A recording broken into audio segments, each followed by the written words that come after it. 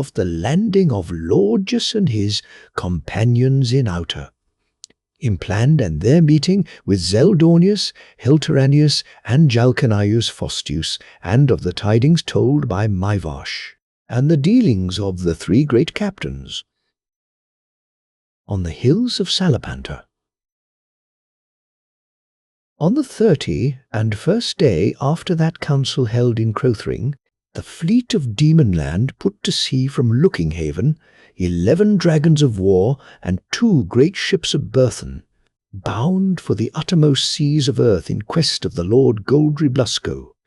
1,800 demons fared on that expedition, and not a man among them that was not a complete soldier. For 5 days they rowed south away on a windless sea, and on the 6th the sea cliffs of Goblin Land came out of the haze on their starboard bow. They rowed south along the land, and on the 10th day out from Looking Haven passed under the Ness of Ozam, journeying thence 4 days with a favouring wind over the open seas to Cibrian. But now, when they had rounded that dark promontory, and were about steering east along the coast of Impland the Moor, and less than 10 days' journey lay betwixt them and their haven in Muelva, a dismal tempest suddenly surprised them.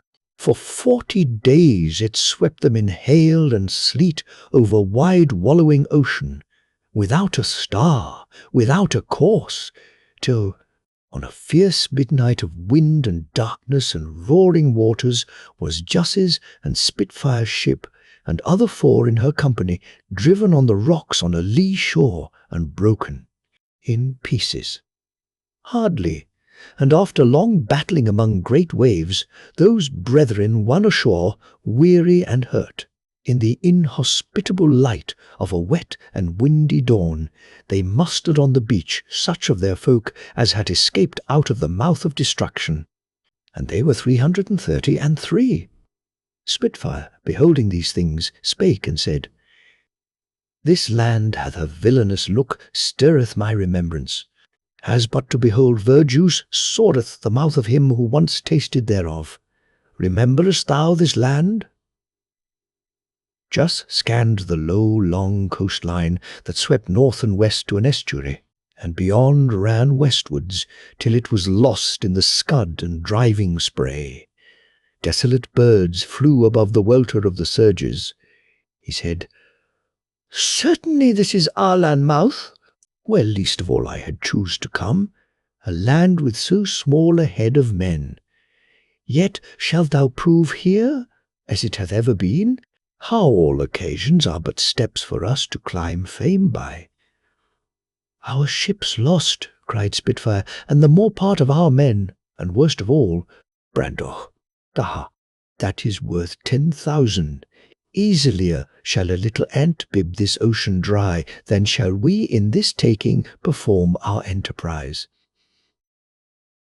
And he cursed and blasphemed, saying, Cursed be the malice of the sea, which, having broke our power, now speweth us ashore here to our mere undoing, and so hath done great succour to the king of Witchland, and unto all the world beside great damage. But Juss answered him, Think not that these contrary winds come of fortune, or by the influence of malignant and combustive stars. This weather bloweth out of Carca, even as these very waves thou beholdest have each his backwash or undertow, so followeth after every sending an undertow of evil hap, whereby, albeit in essence a less deadly thing, many have been drowned and washed away who stood unremoved against the main stroke of the breaker. So were we twice since that day brought near to our bane. First, when our judgment being darkened with a strange distraction, we went up with Gaslark against Carca. Next, when this storm wrecked us here by Arlan mouth. Though by mine art I rebated the king's sending, yet against the maleficial undertow that followed it, my charms avail not, nor the virtues of all sorcerous herbs that grow. Are these things so? And wilt thou yet be temperate? Said Spitfire. Content thee, said Jos. "The sands run down. A certain time only runneth this stream for our hurt. It must now have well nigh spent itself, and it were too perilous for him to conjure a second time, as last May he conjured in Carca." "Who told thee that?" asked Spitfire. "I do but conjecture it," answered he, "from my studying of certain prophetic writings touching the princes of that blood and line, whereby it appeareth, yet not clearly, but riddle-wise, that if one and the same king, essaying a second time in his own person, an enterprise in that kind should fail, and the powers of darkness destroy him, then is not his life spilt alone, as it fortuned aforetime unto Goris the Seventh, at his first attempt, but there shall be an end for ever of the whole house of Goris, which hath for so many generations reigned in Carco." "Well," said Spitfire, "so stand we to our chance. Old Muckhills will bloom at last." Now for 19 days fared those brethren and their company eastward through outer Impland, first across a country of winding sleepy rivers and reedy lakes innumerable, then by rolling uplands and champaign ground. At length, on an even, they came upon a heath running up eastward to a range of tumbled hills. The hills were not lofty nor steep, but rugged of outline, and their surface rough with crags and boulders, so that it was a maze of little eminences and valleys grown upon by heather and fern and rank, sad-coloured grass, with stunted thorn trees and junipers harbouring in the clefts of the rocks. On the watershed, as on an horse's withers, looking west to the red October sunset and south to the far line of the Didornian Sea, they came upon a spy fortalice, old and desolate, and one sitting in the gate. For very joy their hearts melted within them when they knew him for none other than Brandoch Daha. So they embraced him as one beyond hope risen from the grave. And he said, "Through the straits of Melikafkaz was I born, and wrecked at last on the lonely shore 10 leagues southward from this spot, whither I won alone, having lost my ship and all my dear companions. In my mind it was that ye must fare by this road to Moelva if ye suffered shipwreck in the outer coasts of Impland. Hearken," he said, "and I will tell you a wonder. A 7 night have I awaited you in this roosting stead of daws and owls, and it is a caravanserai of great armies that pass by in the wilderness, and having parleyed with 2, I await the 3rd. For well I think that here I have made discovery of a great mystery, one that hath engaged the speculations of wise men for years. For on that day of my coming hither, when sunset was red, as now you see it, behold an army marching up from the east with great flags a-flaunting in the wind and all kinds of music, which I beholding, methought, if these be enemies, then goeth down my life's days with honour, and if friends, then cometh provender from those waggons of burthen that follow this army. A weighty argument, since not so much as the smell of victuals had I, save nasty nuts and berries of the open field, since I came forth of the sea. So went I, taking my weapons, on the walls of this spy, fortalis, and hailed them, bidding them say forth their quality. And he that was their captain rode up under the walls, and hailed me with all courtesy and noble port. And who think he 'twas? They answered naught. One that hath been famous, said he, up and down the earth for a marvellous, valorous, and brave soldier of fortune. Have ye forgot that enterprise of Gazlark that had its burying in Impland? Was he little and dark, asked Jos, like a keen dagger suddenly unsheathed at midnight? Or bright with the splendour of a pennoned spear at a jousting on high holiday? Or was he dangerous of aspect like an old sword, rusty in the midst but bright at point and edge, brought forth for deeds of destiny at the fated day? Thine arrow striketh in the triple ring of the mark, said Lord Brandoch Daha, Great of growth he was, and a very peacock of splendor in his panoply of war, and a great pitch-black stallion bare him. So I spake him fair, saying, O most magnificent and godlike Heltoranius, conqueror in 100 fights, what makest thou these long years in outer impland with this great head of men? And what dark lodestone draws you these 9 years? Since with great sound of trumpets and tramp of horses, thou and Zeldonius and Jalcanias Faustus went forth to make implant Gazlark's footstool, since which time all the world believeth you lost and dead. And he beheld me with alien eyes, and made answer, O Brandoch Daha, the world journeyeth to its silly will, but I fare alway with my purpose before me. Be it 9 years, or but 9 moons, or 9 ages, what care I? Zeldonius would I encounter, and engage him in battle, that still fleeth before my face. Eat and drink with me tonight, but think not to detain me, nor to turn me to idle thoughts beside my purpose. For with the dawning of the day I must forth again in quest of Zeldonius. So I ate and drank, and was merry that night with Heltoranius in his pavilion of silk and gold. And with the dawn he marshalled his army and marched westward toward the plains. And on the 3rd day, as I sat without this wall, cursing your slow coming, behold, an army marching from the east, and one leading them mounted on a small dun horse. And he was clad in black armor shining like the raven's wing, with black eagle's plumes in his helm, and eyes like the eyes of a cat, a mountain, full of sparkling flame. Little was he, and fierce of face, and lithe, and hard to look on, and tireless to look on like a stoat. And I hailed him from where I sat, saying, O most notable and puissant Jalcanias Faustus, shatterer of the hosts of men, whitherward over the lonely heaths forlorn, thou and thy great armament. And he lighted down from his horse, and took me by the arms with both his hands, and said, If a man dream, to speak with dead men betokens profit. And art not thou of the dead, O Brandoch Daha? For in forgotten days, that now spring up in my mind as flowers in a weed-choked garden after many years, so bloomest thou in my memory, great among the great ones of the world that was, thou and thine house in Crothring above the sea, locks in many-mountain demon-land. But oblivion, like a sounding sea, soundeth betwixt me and those days, and the noise of the surf stoppeth mine ears.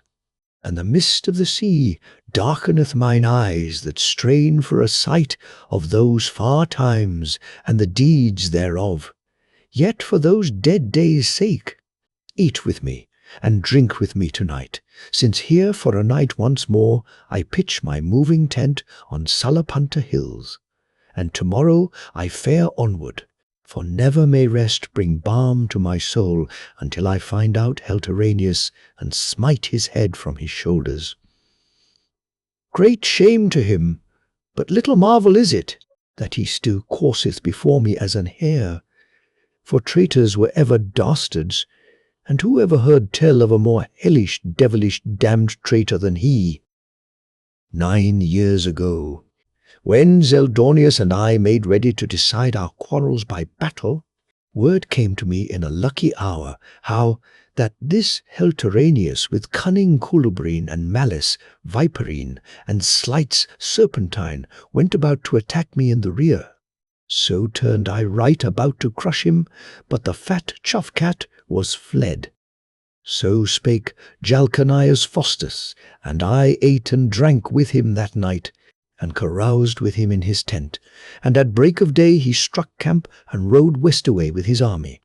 Brandoch Daha ceased, and looked eastward toward the gates of night, and lo, an army faring up from the lower moorlands, toward them on the ridge, horsemen and footmen in dense array, and their captain on a great brown horse riding in the van. Long-limbed he was and lean, all armed in dusty, rusty armour, hacked and dinted in 100 fights, with worn leather gauntlets on his hands and a faded campaigning cloak thrown back from his shoulders. He carried his casque at his saddle-bow, and his head was bare, the head of an old lean hunting dog, with white hair swept back from a rugged brow where blue veins showed. Great-nosed and bony-faced, with huge bushy white mustachios and eyebrows, and blue eyes gleaming from cavernous eye-sockets. His horse was cursed-looking, with ears laid back and blood, shed dangerous eyes, and he in the saddle sat erect and unyielding as a lance. When he and his army came up upon the ridge, he drew rein and hailed the demons. And he said, "On every 9th day, these 9 years, have I beheld this lonely place of earth, as I pursued after Jalcanias Faustus, that still eludeth me, and still fleeth before me. And this is strange, since he was ever a great fighter, and engaged these 9 years past to do battle with me. And now fear cometh upon me, that eld draweth a veil of illusion athwart mine eyes, portending the approach of death, or ever I perform my will. For here in the uncertain light of evening rise up before me shapes and semblances, as of guests of Gaslark, the king in Zahaye Zakulo, in days gone by, old friends of. Gaslarks out of many mountain demon land, Brandoch Daha, that slew the king of Witchland, and Spitfire of Owlswick, and Jus his brother, the same which had lordship over all the demons, ere we fared to Impland. Ghosts and backcomers of a world forgot. But if ye be right, flesh and blood, speak, and discover yourselves. Jus answered him, O most redoubtable Zeldonius, and in war invincible, well might a man expect spirits of the dead on these quiet hills about cockshut time. And if thou deemest such, how much more shall we, that be wanderers new, shipwrecked out of hungry seas, suppose thee but a shade? And these great hosts of thine but fetches of the dead that be departed, steaming up from Erebus as daylight dies? O most renowned and redoubtable Zeldonius, said Brandoch, Daha, thou wast once my guest in Crothering. To resolve thy doubts and ours, bid us to supper. It were matter indeed if spirits bodiless were able to bib wine and eat up earthly bake-meats. So Zeldonius let pitch his tents, and appointed the 5th hour before midnight for those lords of Demonland to sup with him. Here they forgathered in Zeldonius's tent. They spake among themselves, and Spitfire said, Was ever such a wonder or such a pitiful trick of the fates as bringeth these 3 great captains to waste the remnant of their days in this remote wilderness? Doubt not, but there's practice in it that maketh them march these long years, this changeless round, each fleeing one that would fain encounter him, and still seeking another that flies before him. Never went man with that look of the eyes Zeldonius hath, said Jus, but he was a man ensorcelled. With such a look, said Brandoch. Daha, went Helteranius and Jalcanius. But mark our interest. Were good to break the charm, and claim their help for our pains. Shall show the old lion all the truth of this fact tonight? So spake Lord Brandoch Daha, and those brethren deemed his counsel good. So at supper, when men's hearts were gladdened with good cheer, the Lord Jus sate him down by Zeldonius, and opened to him this matter, saying, O renowned Zeldonius, how befalleth it that these 9 years thou pursuest after Jalcanias Faustus, shatterer of hosts, and what was your difference betwixt you that set you by the ears? Zeldonius said, O Jus, must I answer thee by reasons in this matter, that is ruled by the high stars, and fate that lays men at their length? Enough for thee that unpeace befell betwixt me and Jalcanias mighty in war, and it was confirmed between us that by the arbitrament of the bloody field we should end our difference. But he abode me not, and these 9 years I seek to meet with him in vain." "There was a third of you," said Jus. "What tidings hast thou of Heltoranius?" Zeldonius answered him, "No tidings." "Wilt thou," said Jus, "that I enlighten thee hereon?" Zeldonius said, "Thou and thy fellows alone of the children of men have spoken with me since these things began. For they that dwelt in this region fled years ago, accounting the place accursed. A paltry crew they were, and mean meat enow for our swords.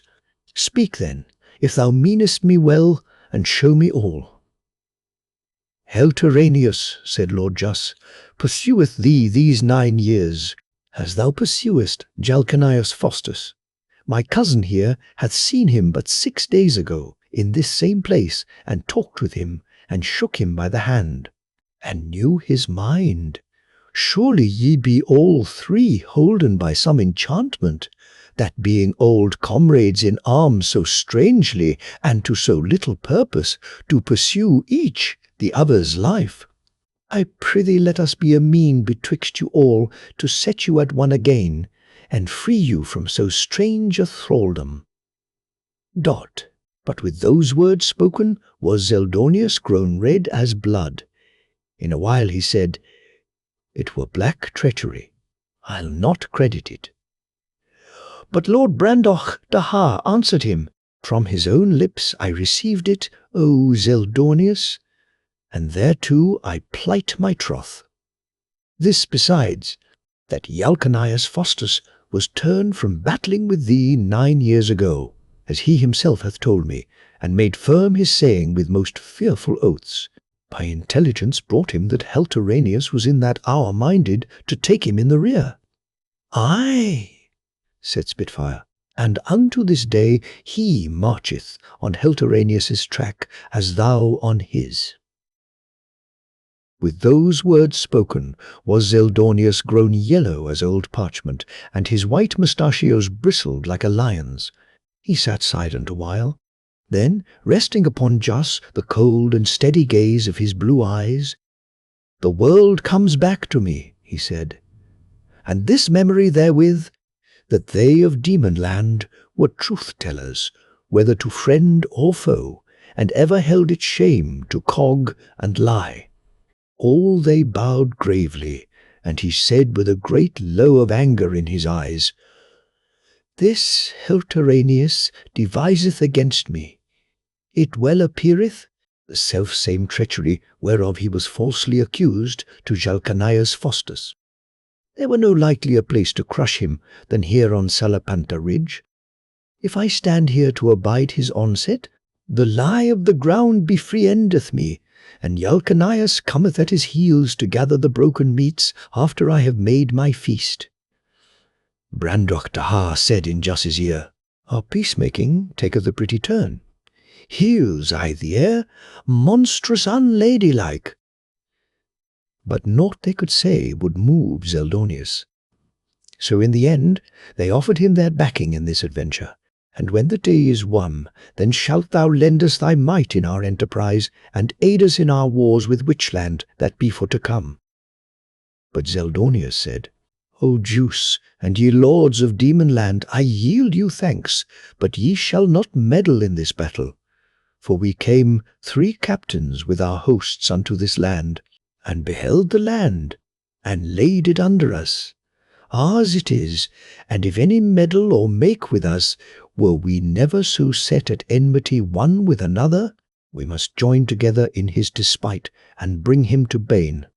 Be still then, and behold, and see what birth fate shall bring forth on Salapanta hills. But if I live, thereafter shall ye have my friendship and my help in all your enterprises whatsoever." For a while he sat without speech, his stark-veined hands clenched on the board before him. Then rising, went without word to the door of his pavilion to study the night. Then turned he back to Lord Jus. and spake to him. Know that when this moon now past was but 3 days old, I began to be troubled with a catarrh or rheum, which yet troubleth me. And well thou wottest that whoso falleth sick on the 3rd day of the moon's age, he will die. To-night also is a new moon, and of a Saturday, and that betokeneth fighting and bloodshed. Also the wind bloweth from the south, and he that beginneth that game with the south wind shall have the victory. With such uncertain blackness and brightness openeth the door of fate before me. Just bowed his head and said, O Zeldonius, thy speech is sooth. I was ever a fighter, said Zeldonius. Far into the night sat they in the tent of renowned Zeldonius, drinking and talking of life and destiny and old wars and the chances of war and great adventure. And an hour after midnight they parted, and Jus and Spitfire and Brandoch Daha betook them to their rest in the watchtower on the ridge of Salapanda. On such wise passed 3 days by, Zeldonius waiting with his army on the hill, and the demons supping with him nightly. And on the 3rd day he drew out his army as for battle, expecting Helteranius. But neither that day nor the next day following, brought sight nor tidings of Helteranius, and strange it seemed to them, and hard to guess what turn of fortune had delayed his coming. The 6th night was overcast, and murk darkness covered the earth. When supper was done, as the demons betook themselves to their sleeping place, they heard a scuffle, and the voice of Brandoch Daha, who went foremost of them, crying, Here have I caught a heath-dog's whelp. Give me a light. What shall I do with him? Men were roused and lights brought, and Brandoch Daha surveyed that which he held pinioned by the arms, caught by the entrance to the fortalice, one with scared wild beast eyes and a swart face, golden earrings in his ears, and a thick, close-cropped beard interlaced with gold wire twisted among its curls, bare-armed, with a tunic of otter skin and wide hairy trousers cross-stitched with silver thread, a circlet of gold on his head, and frizzed dark hair plaited in 2 thick tails that hung forward over his shoulders. His lips were drawn back, like a cross-grained dom's snarling betwixt fear and fierceness, and his white pointed teeth and the whites of his eyes flashed in the torchlight. So they had him with them into the tower, and set him before them, and just said, Fear not, but tell forth unto us thy name and lineage, and what brings thee lurking in the night about our lodging. We mean thee no hurt, so thou practise not against us and our safety. Art thou a dweller in this impland, or a wanderer like as we be from countries beyond the seas? Hast thou companions? And if so, where be they, and what, and how many? And the stranger gnashed upon them with his teeth, and said, O devils transmarine, mock not but slay. Jus entreated him kindly, giving him meat and drink, and in a while made question of him once more, What is thy name? Whereto he replied, O devil transmarine, pity of thine ignorance, sith thou knowest not, Mivash Faz. And he fell into a great passion of weeping, crying aloud, Woe worth the woe that is fallen upon all the land of Impland. What's the matter? Said Jus. But Mivash ceased not to wail and to lament, saying, Out harrow and alas for Faxfey, Faz and Ilarosh Faz, and Lermesh Faz, and Gandasa Faz, and all the great ones in the land. And when they would have questioned him, he cried again, Curse ye bitterly, Philpritz Faz, which betrayed us into the hand of the devil Outramontane in the castle of Orpish. What devil is this thou speakest of? Asked Jus. He hath come, he answered, over the mountains out of the north country. That alone was able to answer Faxfey Faz. And the voice of his speech is like unto the roaring of a bull. Out of the north? Said Jus, giving him more wine, and exchanging glances with Spitfire and Brandoch Daha. I would hear more of this. Mivash drank and said, O devils transmarine, ye give me strong waters which comfort my soul, and ye speak me soft words. But shall I not fear soft words? Soft words were spoke by this devil Ultramontane, when he and cursed Philprit spake soft words unto us in Orpish, unto me, and unto Fraxfe, Faz, and Gandassa, and Ilarosh, and unto all of us, after our overthrow in battle against him by the banks of Arlan. Jas asked, Of what fashion is he to look on?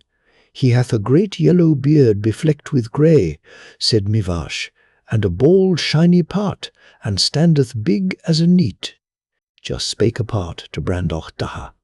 There's matter in it, if this be true.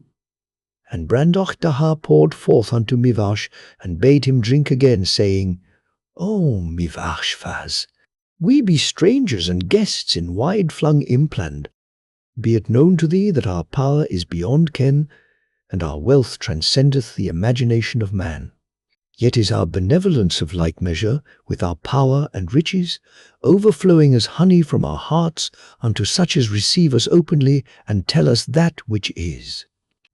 Only be warned, that if any lie to us, or assay craftily to delude us, not the manticores that lodge beyond the Maruna were more dreadful to that man than we.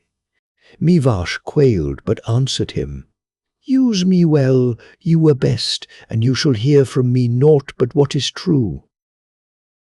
First with the sword he vanquished us, and then with subtle words invited us to talk with him in Orpish, pretending friendship. But they are all dead that hearkened to him. For when he held them closed up in the council room in Orpish, himself went secretly forth, while his men laid hands on Gandassa Faz, and on Ilarosh Faz, and on Faxfe, Faz that was greatest amongst us, and on Lumesh Faz, and cut off their heads, and set them up on poles without the gate. And our armies that waited without were dismayed to see the heads of the phases of Impland so set on poles, and the armies of the devils Ultramontane still threatening us with death. And this big bald-bearded devil spake them of Impland fair, saying these that he had slain were their oppressors, and he would give them their heart's desire if they would be his men, and he would make them free, every man, and share out all Impland amongst them. So were the common sort befooled, and brought under by this bald devil from beyond the mountains, and now none withstandeth him in all Impland. But I, that had held back from his counsel in Orpish, fearing his guile, hardly escaped from my folk that rose against me, and I fled into the woods and wildernesses. Where last saw ye him? asked Jas. Mivash answered him, A 3 days' journey northwest of this, at Tormerish in Akari. What made he there? asked Jas. Mivash answered, Still devising evil. Against whom? asked Jas. Mivash answered, Against Seldonius, which is a devil transmarine. Give me some more wine, said Jas, and fill again a beaker for Mivash Faz. I do love naught so much as tale-telling o' knights. With whom devised he against Seldonius? Mivash answered, With another devil from beyond seas, I have forgot his name. Drink and remember, said Jas, or if 'tis gone from thee, paint me his picture. He hath about my bigness, said Mivash. That was little of stature. His eyes be bright, and he somewhat favoureth this one, pointing at Spitfire, though belike he hath not all so fierce a face. He is lean-faced and dark of skin. He goeth in black iron. Is he Jalcanias Faustus? asked Jas. And Mivash answered, Aye. There's musk and amber in thy speech, said Jas. I must have more of it. What mean they to do?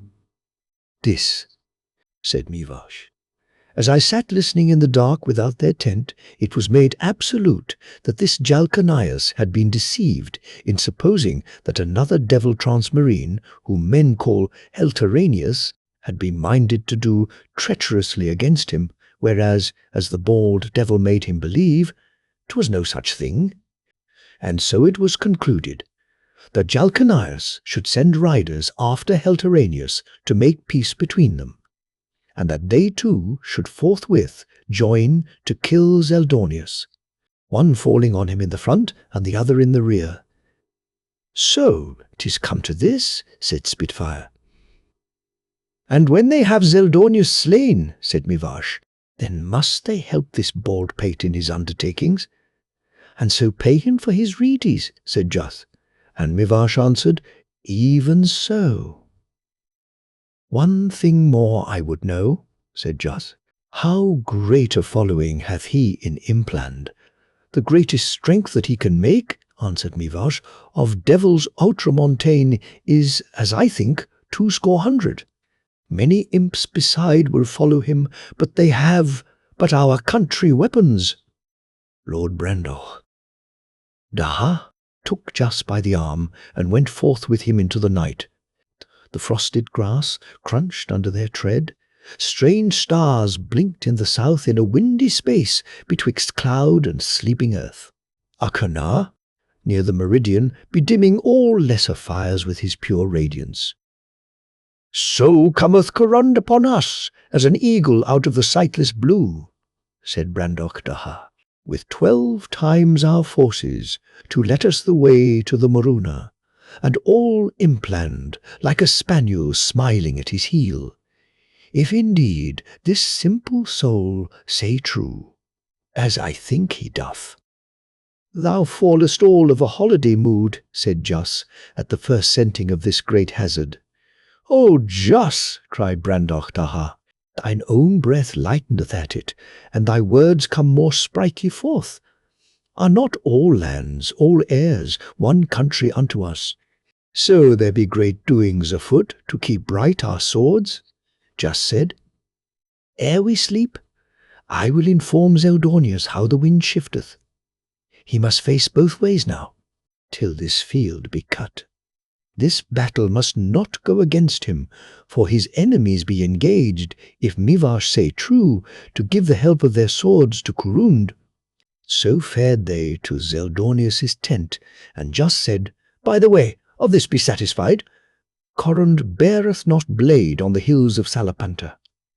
The king hath intelligences to keep him advertised of all enchanted circles of the world, and well he knoweth what influences move here, and with what danger to themselves outlanders draw sword here, as witness the doom fulfilled these 9 years by these 3 captains. Therefore will Corund, instructed in these things by his master that sent him, look to deal with us otherwhere than in this charmed corner of the earth. And he were as well take a bear by the tooth as meddle in the fight that now impendeth, and so bring upon him these 3 seasoned armies, joined in one for his destruction." They passed the guard with the watchword, and waked Zeldonius, and told him all. And he, muffled in his great faded cloak, went forth to see. Guards were set, and all sure against an onslaught from either side. And standing by his tent to give good night to those lords of Demonland, he said, "It likes me better so. I ever was a fighter, so one fight more." The morrow dawned and passed uneventful, and the morrow's morrow.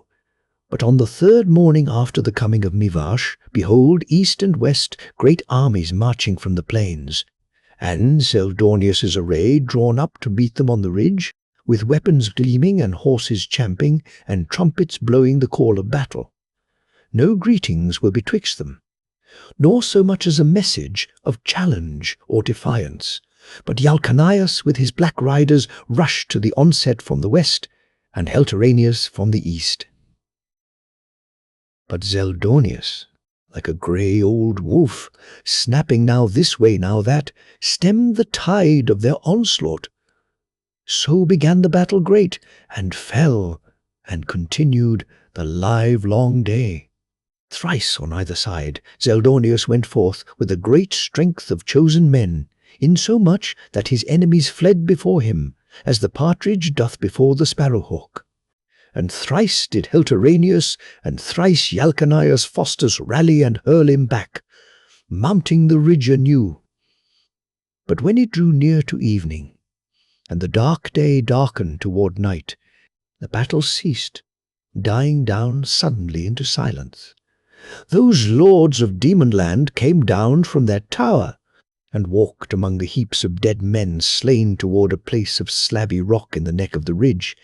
Here, alone on that field, Zeldonius leaned upon his spear, gazing downward in a study, his arm cast about the neck of his old brown horse, who hung his head and sniffed the ground. Through a rift in the western clouds the sun glared forth, but his beams were not so red as the ling and bent of Salapanta field. As Jus and his companions drew near, no sound was heard, save from the fortalice behind them, a discordant plucking of a harp, and the voice of Mivash where he walked and harped before the walls, singing this ditty, "The hag is astride, this night for to ride, the devil and she together, through thick and through thin, now out and then in, though ne'er so foul be the weather. A thorn or a burr she takes for a spur, with a lash of a bramble she rides now, through brakes and through briars, o'er ditches and mires, she follows the spirit that guides now. No beast for his food dares now range the wood, but hushed in his lair he lies lurking, while mischiefs by these, on land and on seas, at no one of night are a-working. The storm will arise, and trouble the skies, this night, and more for the wonder, the ghost from the tomb, affrighted shall come, cowled out by the clap of the thunder. When they were come to Zeldonius, the Lord Just spake, saying, O most redoubtable Zeldonius, renowned in war, surely thy prognostications by the moon were true. Behold the noble victory thou hast obtained upon thine enemies. But Zeldonius answered him not, still gazing downwards before his feet. And there was Helteranius fallen, the sword of Yalcanius Faustus standing in his heart, and his right hand grasping still his own sword that had given Yalcanius his bane sore. So looked they awhile on those two great captains slain. And Zeldonius said, Speak not comfortably to me of victory, O Jus, so long as that sword and that had his master alive. I did not more desire mine own safety than their destruction, who with me in days gone by made conquest of wide Impland, and see with what a poisoned violence they laboured my undoing, and in what an unexpected ruin are they suddenly broken and gone. And as one grown into a deep sadness, he said, Where were all heroical parts but in Helteranius? And a man might make a garment for the moon sooner than fit the o'erleaping actions of great Yalcanius, who now leaveth but his body to bedung that earth that was lately shaken at his terror. I have waded in red blood to the knee, and in this hour, in my old years, the world is become for me a vision only and a mock show. Therewith he looked on the demons, and there was that in his eyes that stayed their speech. In a while he spake again, saying, I swear unto you my furtherance if I prevailed. But now is mine army passed away as wax wasteth before the fire, and I wait the dark ferryman who tarrieth for no man. Yet, since never have I wrote mine obligations in sandy but in marble memories, and since victory is mine, receive these gifts, and first thou, O Brandoch Daha, my sword, since before thou wast of years 18, thou wast accounted the mightiest among men-at-arms. Mightily may it avail thee, as me in time gone by. And unto thee, O Spitfire, I give this cloak. Old it is, yet may it stand thee in good stead, since this virtue it hath, that he who weareth it shall not fall alive into the hand of his enemies. Wear it for my sake. But unto thee, O Jus, Give I no gift, for rich thou art of all good gifts, only my good will give I unto thee, ere earth gape for me. So they thanked him well, and he said, Depart from me, since now approacheth that which must complete this day's undoing. So they fared back to the spy, Fortalis, and night came down on the hills. A great wind, moaning out of the hueless west, tore the clouds as a ragged garment, revealing the lonely moon that fled naked betwixt them. As the demons looked backward in the moonlight to where Zeldornius stood, gazing on the dead, a noise as of thunder made the firm land tremble and drowned the howling of the wind. And they beheld how earth gaped for Zeldornius. After that, the dark shut down athwart the moon, and night and silence hung on the field of Salabanda.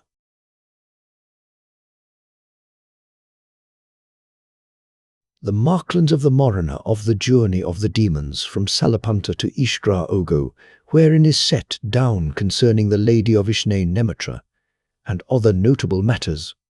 Mivash, Fars came betimes on the morrow to the lords of Demonland, and found them ready for the road. So he asked them where their journey lay, and they answered, East?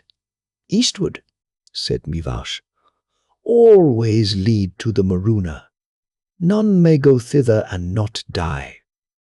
But they laughed and answered him, Do not too narrowly define our power, sweet Mivash, restraining it to thy capacities. Know that our journey is a matter determined of, and it is fixed with nails of diamond to the wall of inevitable necessity. They took leave of him, and went their ways with their small army. For 4 days they journeyed through deep woods, carpeted with the leaves of 1,000 autumns, where at midmost noon twilight dwelt among hushed woodland noises, and solemn eyeballs glared nightly between the tree trunks, gazing on the demons as they marched or took their rest. The 5th day, and the 6th and the 7th, they journeyed by the southern margin of a gravelly sea, made all of sand and gravel, and no drop of water, yet ebbing and flowing alway with great waves, as another sea doth, never standing still and never at rest. And always by day and night, as they came through the desert, was a great noise, very hideous, and a sound as it were of tambourines and trumpets. Yet was the place solitary to the eye, and no living thing afoot there save their company faring to the east. On the 8th day they left the shore of that waterless sea, and came by broken rocky ground to the descent to a wide vale, shelterless and unfruitful, with the broad stony bed of a little river winding in the strath. Here, looking eastward, they beheld in the lustre of a late, bright shining sun, a castle of red stone on a terrace of the fellside beyond the valley. Just said, We can be there before nightfall, and there will we take guesting. When they drew near, they were ware, betwixt sunset and moonlight, of one sitting on a boulder in their path about a furlong from the castle, as if gazing on them and awaiting their coming. But when they came to the boulder, there was no such person. So they passed on their way toward the castle, and when they looked behind them, lo! There was he sitting on the boulder, bearing his head in his hands, a strange thing, which would cause any man to abhor. The castle gate stood open, and they entered in, and so by the courtyard to a great hall, with the board set as for a banquet, and bright fires, and 100 candles burning in the still air, but no living thing was there to be seen, nor voice heard in all that castle. Lord Brandoch Daha said, In this land to fail of marvels only for an hour, were the strangest marvel. Banquet, we lightly, and so to bed. So they sat down and ate, and drank of the honey-sweet wine, till all thoughts of war and hardship, and the unimagined perils of the wilderness, and Corin's great army preparing their destruction, faded from their minds. and the spirit of slumber wooed their weary frames. Then a faint music, troublous in its voluptuous wild sweetness, floated on the air, and they beheld a lady enter on the dais. Beautiful. She seemed beyond the beauty of mortal women. In her dark hair was the likeness of the horned moon in honey-coloured cymophanes, every stone whereof held a straight beam of light imprisoned, that quivered and gleamed as sunbeams quiver wading in the clear deeps of a summer sea. She wore a coat, hardy of soft crimson silk, close-fitting, so that she did truly apparel her apparel, and with her own loveliness made it more sumptuous. She said, "My lords and guests in Ishnainamatra, there be beds of down and sheets of lawn for all of you that be aweary. But know that I keep a sparrow-hawk sitting on a perch in the eastern tower, and he that will wake my sparrow-hawk this night long, alone, without any company, and without sleep, I shall come to him at the night's end, and shall grant unto him the first thing that he will ask me of earthly things." So saying, she departed like a dream. Brandoch-Daha said, "Cast we lots for this adventure." But Jus spake against it, saying, "There's likely some guile herein. We must not in this accursed land suffer aught to seduce our minds, but follow our set purpose. We must not be of those who go forth for wool and come home shorn." Brandoch-Daha and Spitfire mocked at this, and cast lots between themselves. And the lot fell upon Lord Brandoch-Daha. "Thou shalt not deny me this," said he to Lord Jus, "else will I never more do thee good." "I never could yet deny thee anything," answered Jus. "Art not thou and thy finger and thumb? Only forget not, whatsoe'er betide, wherefore we be come hither." "Art not thou and thy finger and thumb?" said Brandoch-Daha. "Fear nothing, O friend of my heart, I'll not forget it." So while the others slept, Brandoch-Daha waked the sparrow-hawk night long in the eastern chamber. For all that the cold hillside without was rough with hoar-frost, the air was warm in that chamber and heavy, disposing strongly to sleep. Yet he closed not an eye, but still beheld the sparrow-hawk, telling it stories and tweaking it by the tail ever and anon as it grew drowsy.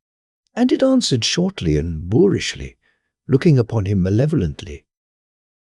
And with the golden dawn, behold that lady in the shadowy doorway.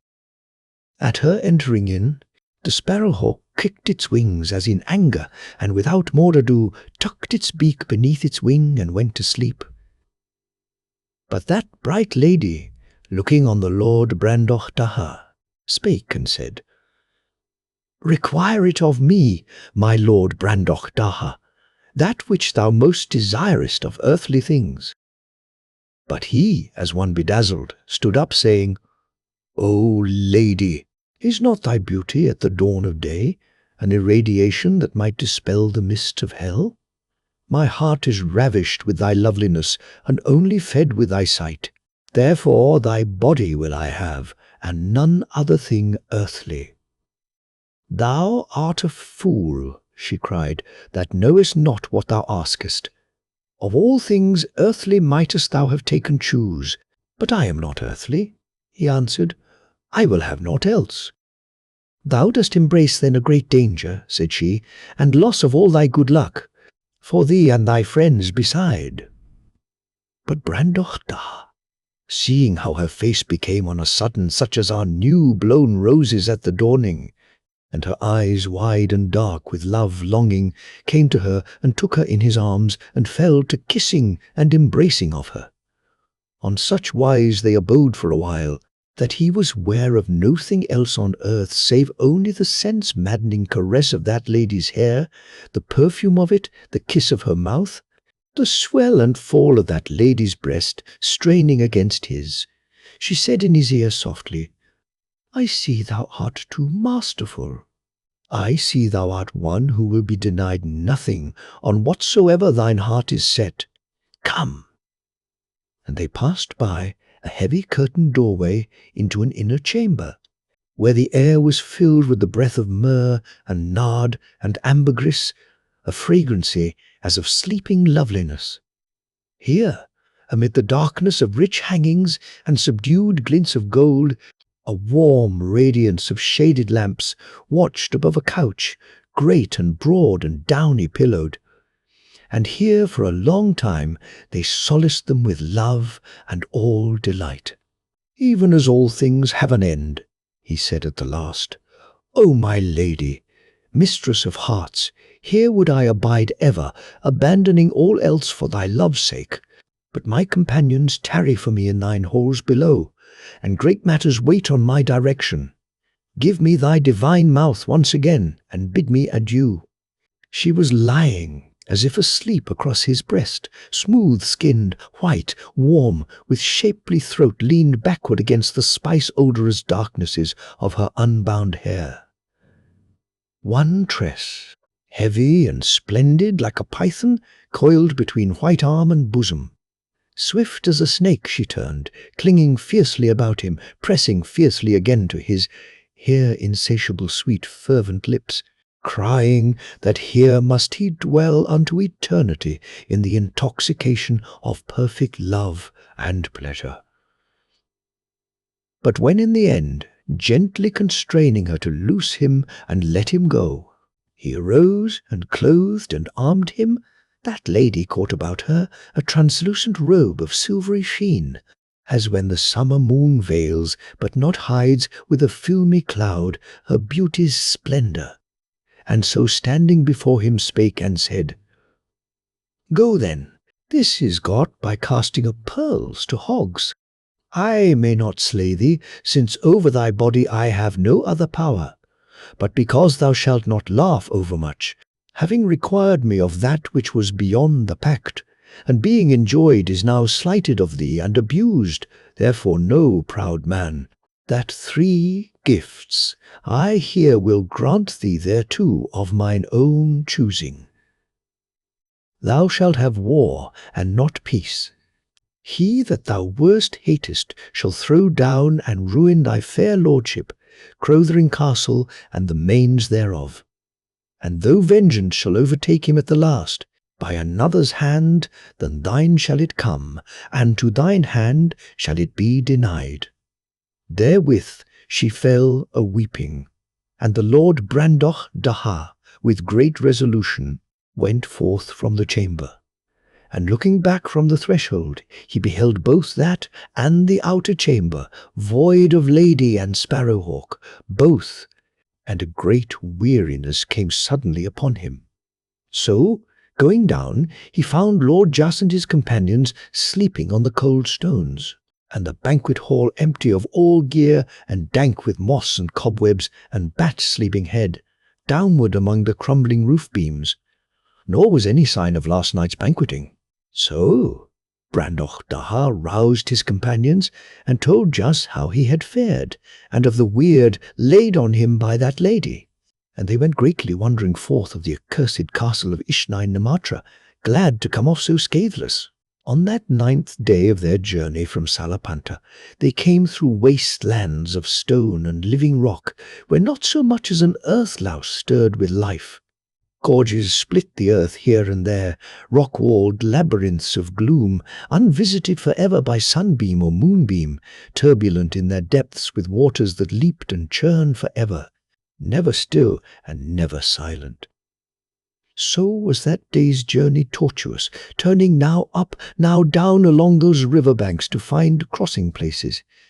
When they were halted at noon by the deepest rift they had yet beheld, there came one hastening to them, and fell down by Jas, and lay panting face to earth, as breathless from long running. And when they raised him up, behold, Mivash Faz, harnessed in the gear of a black rider of Jalcanias Faustus, and armed with axe and sword. Great was his agitation, and he speechless for lack of breath. They used him kindly, and gave him to drink from a great skin of wine, Zeldonius' gift, and anon he said, "He hath armed countless hundreds of our folk with weapons taken from Salapanta field. These, led by the devils his sons, with filprits cursed of the gods, be gone before, to hold all the ways be east of you. Night and day have I ridden and run to warn you. Himself, with his main strength of devils ultramontane, rideth hot on your tracks." They thanked him well, marvelling much that he should be at such pains to advertise them of their danger. "I have eat your salt," answered he, "and moreover ye are against this naughty wicked baldhead that came over the mountains to oppress us. Therefore I would do you good, but I can little, for I am poor. That was rich in land and fee, and I am alone, that had formerly 500 spearmen lodging in my halls to do my pleasure." "There's need to do quickly that we do," said Lord Brandoch Daha. "How great start of him hadst thou?" "He must be upon you in an hour or twain," said Mivash, and fell a-weeping. "To cope him in the open," said Jus, "were great glory and our certain death." "Give me to think but a minute's while," said Brandoch Daha. And while they busked them, he walked musing by the lip of that ravine, switching pebbles over the edge with his sword. Then he said, "This is without doubt that stream Athrasha, spoken of by Gro. O Mivash, runneth not this flood of Athrasha south to the salt lakes of Ogomorveo? And was there not thereabout a hold named Eshkra Ogo?" Mivash answered, "This is so, but never heard I of any so witless as go thither. Here where we stand is the land fearsome enough, but Eshkra Ogo standeth at the very edge of the Maruna. No man hath harboured there these 100 years." "Standeth it yet?" said Brandoch Daha. "For all I wot of," answered Mivash. "Is it strong?" he asked. "In old times it was thought no place stronger," answered Mivash. "But ye were as well die here by the hand of the devils ultramontane, as there be torn in pieces by bad spirits." Brandoch Daha turned him about to Jus. "It is resolved," said he. Jus answered, "Yea." And forthwith they started at a great pace south along the river. "Methought you should have been gotten clean away ere this," said Mivash as they went. "This is but 9 or 10 days' journey, and 'tis now the 16th day since ye did leave me on Salapanta hills." Brandoch Daha laughed. "16th!" said he. "Thou be rich, Mivash, if thou reckon gold pieces of this fashion, thou dost days. This is but our 9th day's journey." But Mivash stood stoutly to it, saying that was the 7th day after their departure, when Corrund first came to Salapanta. "And I, fleeing now, 9 days before his face, chanced on your tracks, and now out of all expectation on you. Nor for all their mocking would he be turned from this. And when, as they still pressed through the desert southward, the sun declined and set in a clear sky, behold the moon, a little past her full, and just saw that she was 7 days older than on that night she was when they came to Ishnain Nematra. So he showed this wonder to Brandoch, Daha, and Spitfire, and much they marvelled. "You are much to thank me," said Brandoch Daha, "that I kept you not a full year awaiting of me. Beshrew me, but that 7 days' space seemed to me but an hour." "Likely enow to thee," said Spitfire somewhat greenly. "But all we slept the week out on the cold stones, and I am half lamed yet with the ache on't." "Nay," said Jus, laughing, "I will not have thee blame him. The moon was high when they came to the salt lakes that lay one a little above the other in rocky basins. Their waters were like rough silver, and the harsh face of the wilderness was black and silver in the moonlight, and it was as a country of dead bones, blind and sterile beneath the moon. Betwixt the lakes a rib of rock rose monstrous to an eminence crag, begirt on every side, with dark walls ringing it round above the cliffs. Thither they hastened, and as they climbed and stumbled among the crags, a she-owl squeaked on the battlements and took wing ghost-like above their heads. The teeth of Mivash Faz chattered, but right glad were the demons as they won up the rocks and entered at last into that deserted burg. Without, the night was still, but fires were burning in the desert eastward, and others, as they watched, were kindled in the west. And soon was the circle joined of twinkling points of red round about Eshkra-Ogo and the lakes. Just said, by an hour have we forestalled them.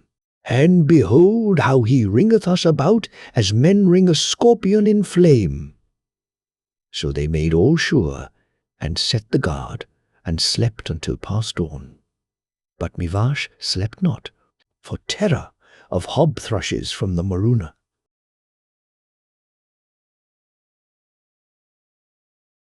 The Burg of Ishgra. Of the Lord Curran's besieging of the burg above the lakes of Ogo Morvio, and what befell there betwixt him and the demons. Herein is also an example, how the subtle of heart standeth, at whiles in great danger of his death, when the Lord Korund knew of a surety that he held them of demon land shut up in Eshkrar-Ogo. He let dight supper in his tent, and made a surfeit of venison pasties and heathcocks and lobsters from the lakes. Therewith he drank nigh a skinful of sweet, dark Thramnian wine, in such sort that an hour before midnight, becoming speechless, he was holpen by Grow to his couch, and slept a great deep sleep till morning. Grow watched in the tent, his right elbow propped on the table, his cheek resting on his hand, his left hand reaching forward with delicate fingers toying now with the sleek heavy perfumed masses of his beard, now with the goblet, whence he sipped ever and anon pale wine of Permio. His thoughts inconstant, as insects in a summer garden, flitted ever round and round, resting now on the scene before him, the great form of his general wrapped in slumber, now on other scenes sundered by great gulfs of time or weary leagues of perilous ways, so that in one instant he saw in fancy that Lady Incarca welcoming her lord returned in triumph, and him maybe crowned king of new, vanquished Impland, and in the next, swept from the future to the past, beheld again the great sending off in Zage Zakulo, Gaslark, in his splendor on the golden stairs, saying adieu to those three captains, and their matchless armament, foredoomed to dogs and crows on Salapanta hills, and always, like a gloomy background darkening his mind, loomed the yawning void, featureless and vast, beyond the investing circle of Korun's armies, the blind, blasted emptiness of the Maruna. With such fancies, melancholy, like a great bird, settled upon his soul. The lights flickered in their sockets, and for very weariness Grow's eyelids closed at length over his large liquid eyes, and, too tired to stir from his seat to seek his couch, he sank forward on the table, his head pillowed on his arms. The red glow of the brazier slumbered ever dimmer and dimmer on the slender form and black shining curls of Grow, and on the mighty frame of Corund, where he lay with one great spurred-booted leg stretched along the couch, and the other flung out sideways, resting its heel on the ground. It wanted but 2 hours of noon, when a sunbeam striking through an opening in the hangings of the tent shone upon Corund's eyelids, and he awoke fresh and brisk as a youth on a hunting morn. He waked Grow, and giving him a clap on the shoulder, "Thou wrongest a fair morn," he said.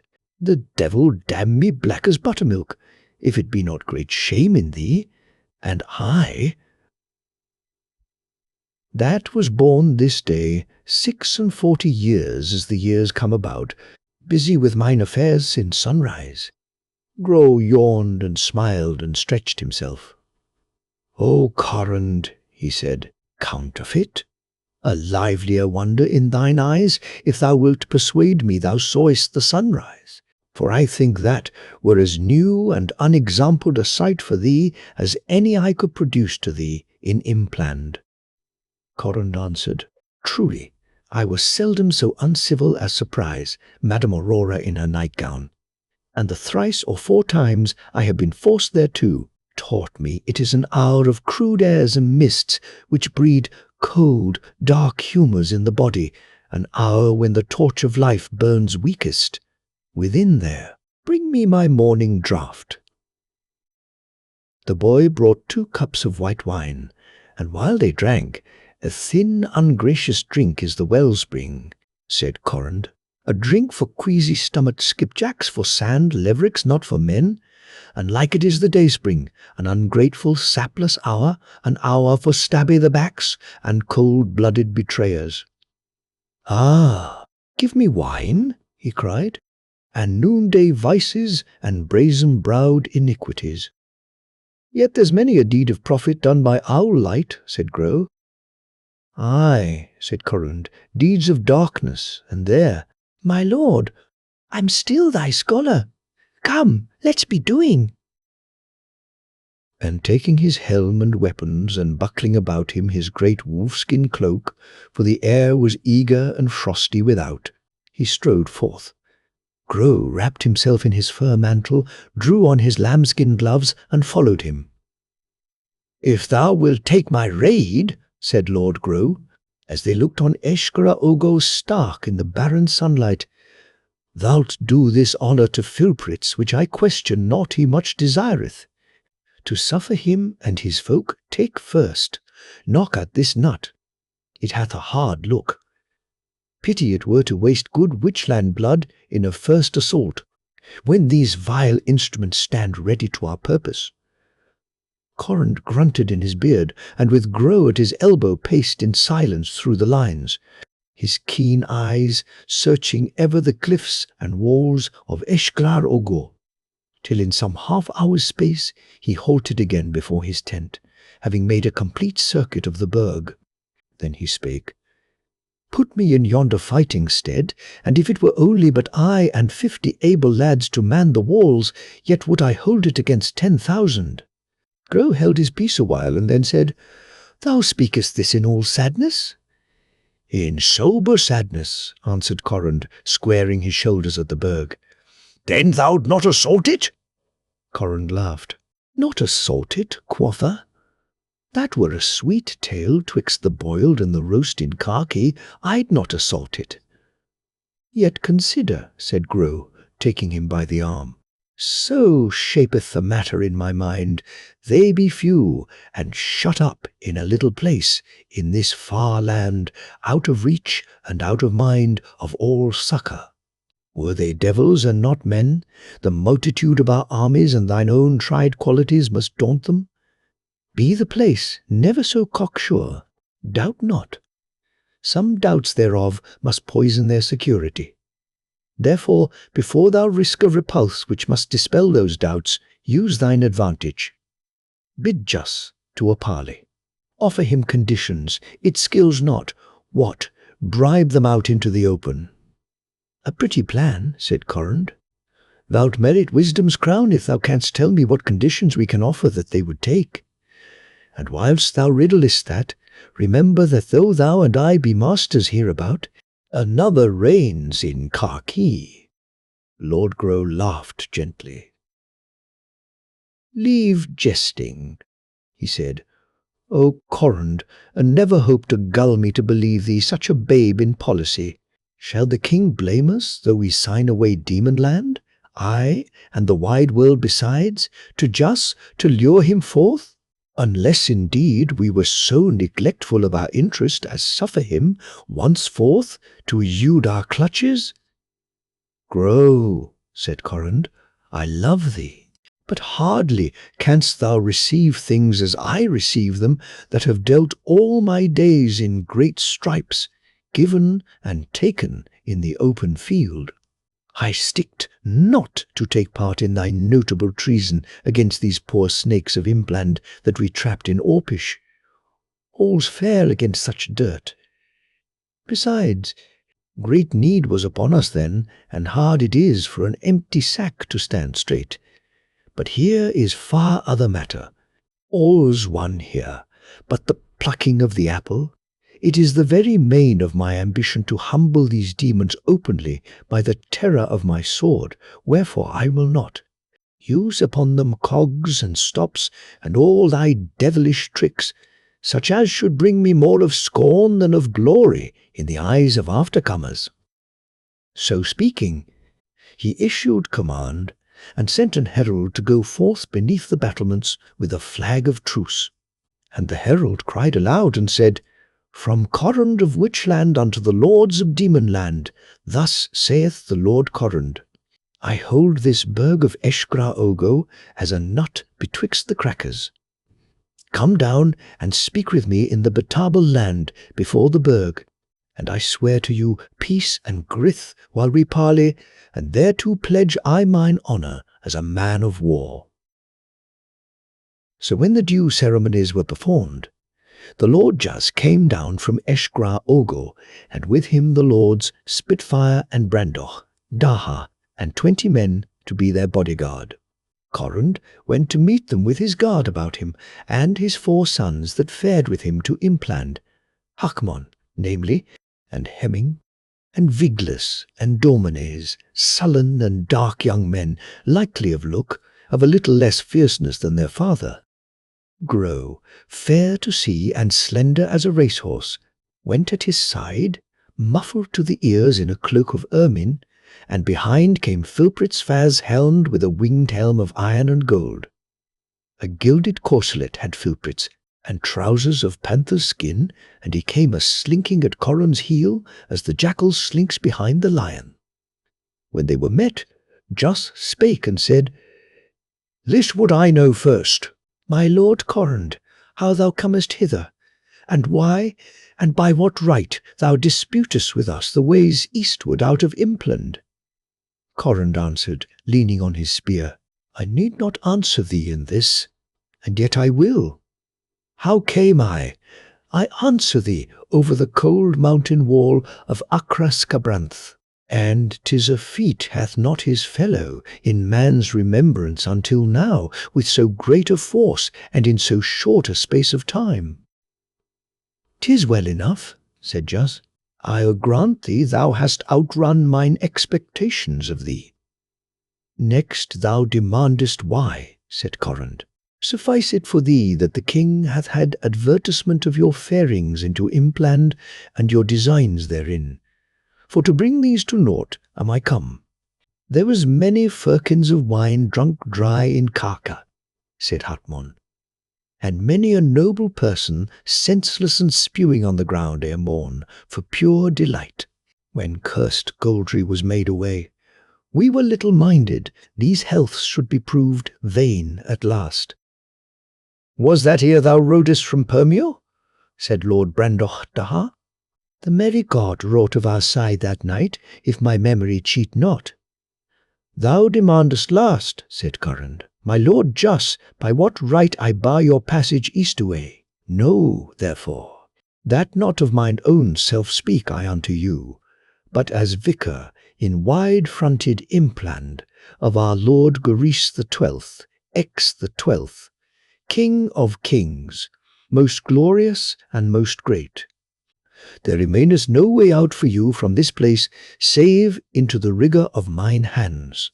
Therefore, let us, according to the nature of great men, agree to honourable conditions. And this is mine offer, O Jus. Yield up this burg of Eshgra-Ogo, and therewith thy sealed word in a writing acknowledging our lord the king to be king of Demonland, and all ye his quiet and obedient subjects, even as we be. And I will swear unto you of my part, and in the name of our lord the king, and give you hostages thereto, that ye shall depart in peace whither you list with all love and safety. The Lord Jus scowled fiercely on him. O Corrund, he said, as little as we do understand the senseless wind, so little we understand thy word. Oft enow hath grey silver been in the fire betwixt us and you, witchlanders. For the house of Gorus fared ever like the foul toad, that may not endure to smell the sweet savour of the vine when it flourisheth. So for this time we will abide in this hold, and withstand your most grievous attempts. With free honesty and open heart, said Corrund, I made thee this offer, which, if thou refuse, I am not thy lackey to renew it. Grow said, It is writ and sealed, and wanteth but thy sign manual, my lord Jos. And with the word he made sign to Filprit's Faz, that went to Lord Jos with a parchment. Jos put the parchment by, saying, No more, ye are answered. And he was turning on his heel when Filpritz, louting forward suddenly, gave him a great yerk beneath the ribs with a dagger slipped from his sleeve. But Jos wore a privy coat that turned the dagger. Howbeit with the greatness of that stroke he staggered aback. Now Spitfire clapped hand to sword, and the other demons with him. But Jos loudly shouted that they should not be truce-breakers, but know first what Corrund would do. And Corrund said, Dost hear me, Jos? I had neither hand nor part in this. Brandoch.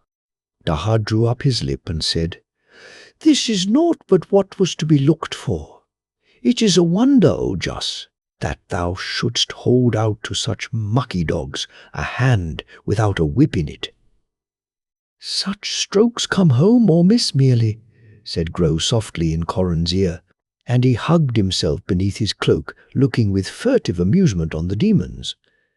But Corrund, with a face red in anger, said, It is thine answer, O Jos. And when Jos said, It is our answer, O Corrund, Corrund said violently, Then red war I give you, and this withal, to testify our honour. And he let lay hands on Filprit's Faz, and with his own hand hacked the head from his body before the eyes of both their armies. Then in a great voice he said, As bloodily as I have revenged the honour of Witchland on this Filpritz, so will I revenge it on all of you, or ever I draw off mine armies from these lakes of Ogo Moveo. So the demons went up into the burg, and Grow and Corrund home to their tents.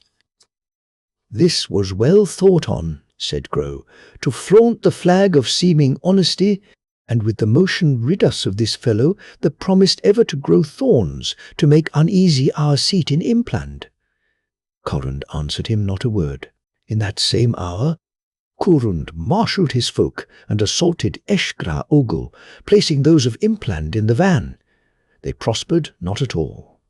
Many a score lay slain without the walls that night, and the obscene beasts from the desert feasted on their bodies by the light of the moon. Next morning the Lord Corrund sent an herald and bade the demons again to a parley, and now he spake only to Brandoch Daha, bidding him deliver up those brethren Jos and Spitfire, and if thou wilt yield them to my pleasure, then shalt thou and all thy people else depart in peace without conditions. An offer indeed, said Lord Brandosh. Daha, if it be not in mockery, say it loud, that my folk may hear. Corrund did so, and the demons heard it from the walls of the burg.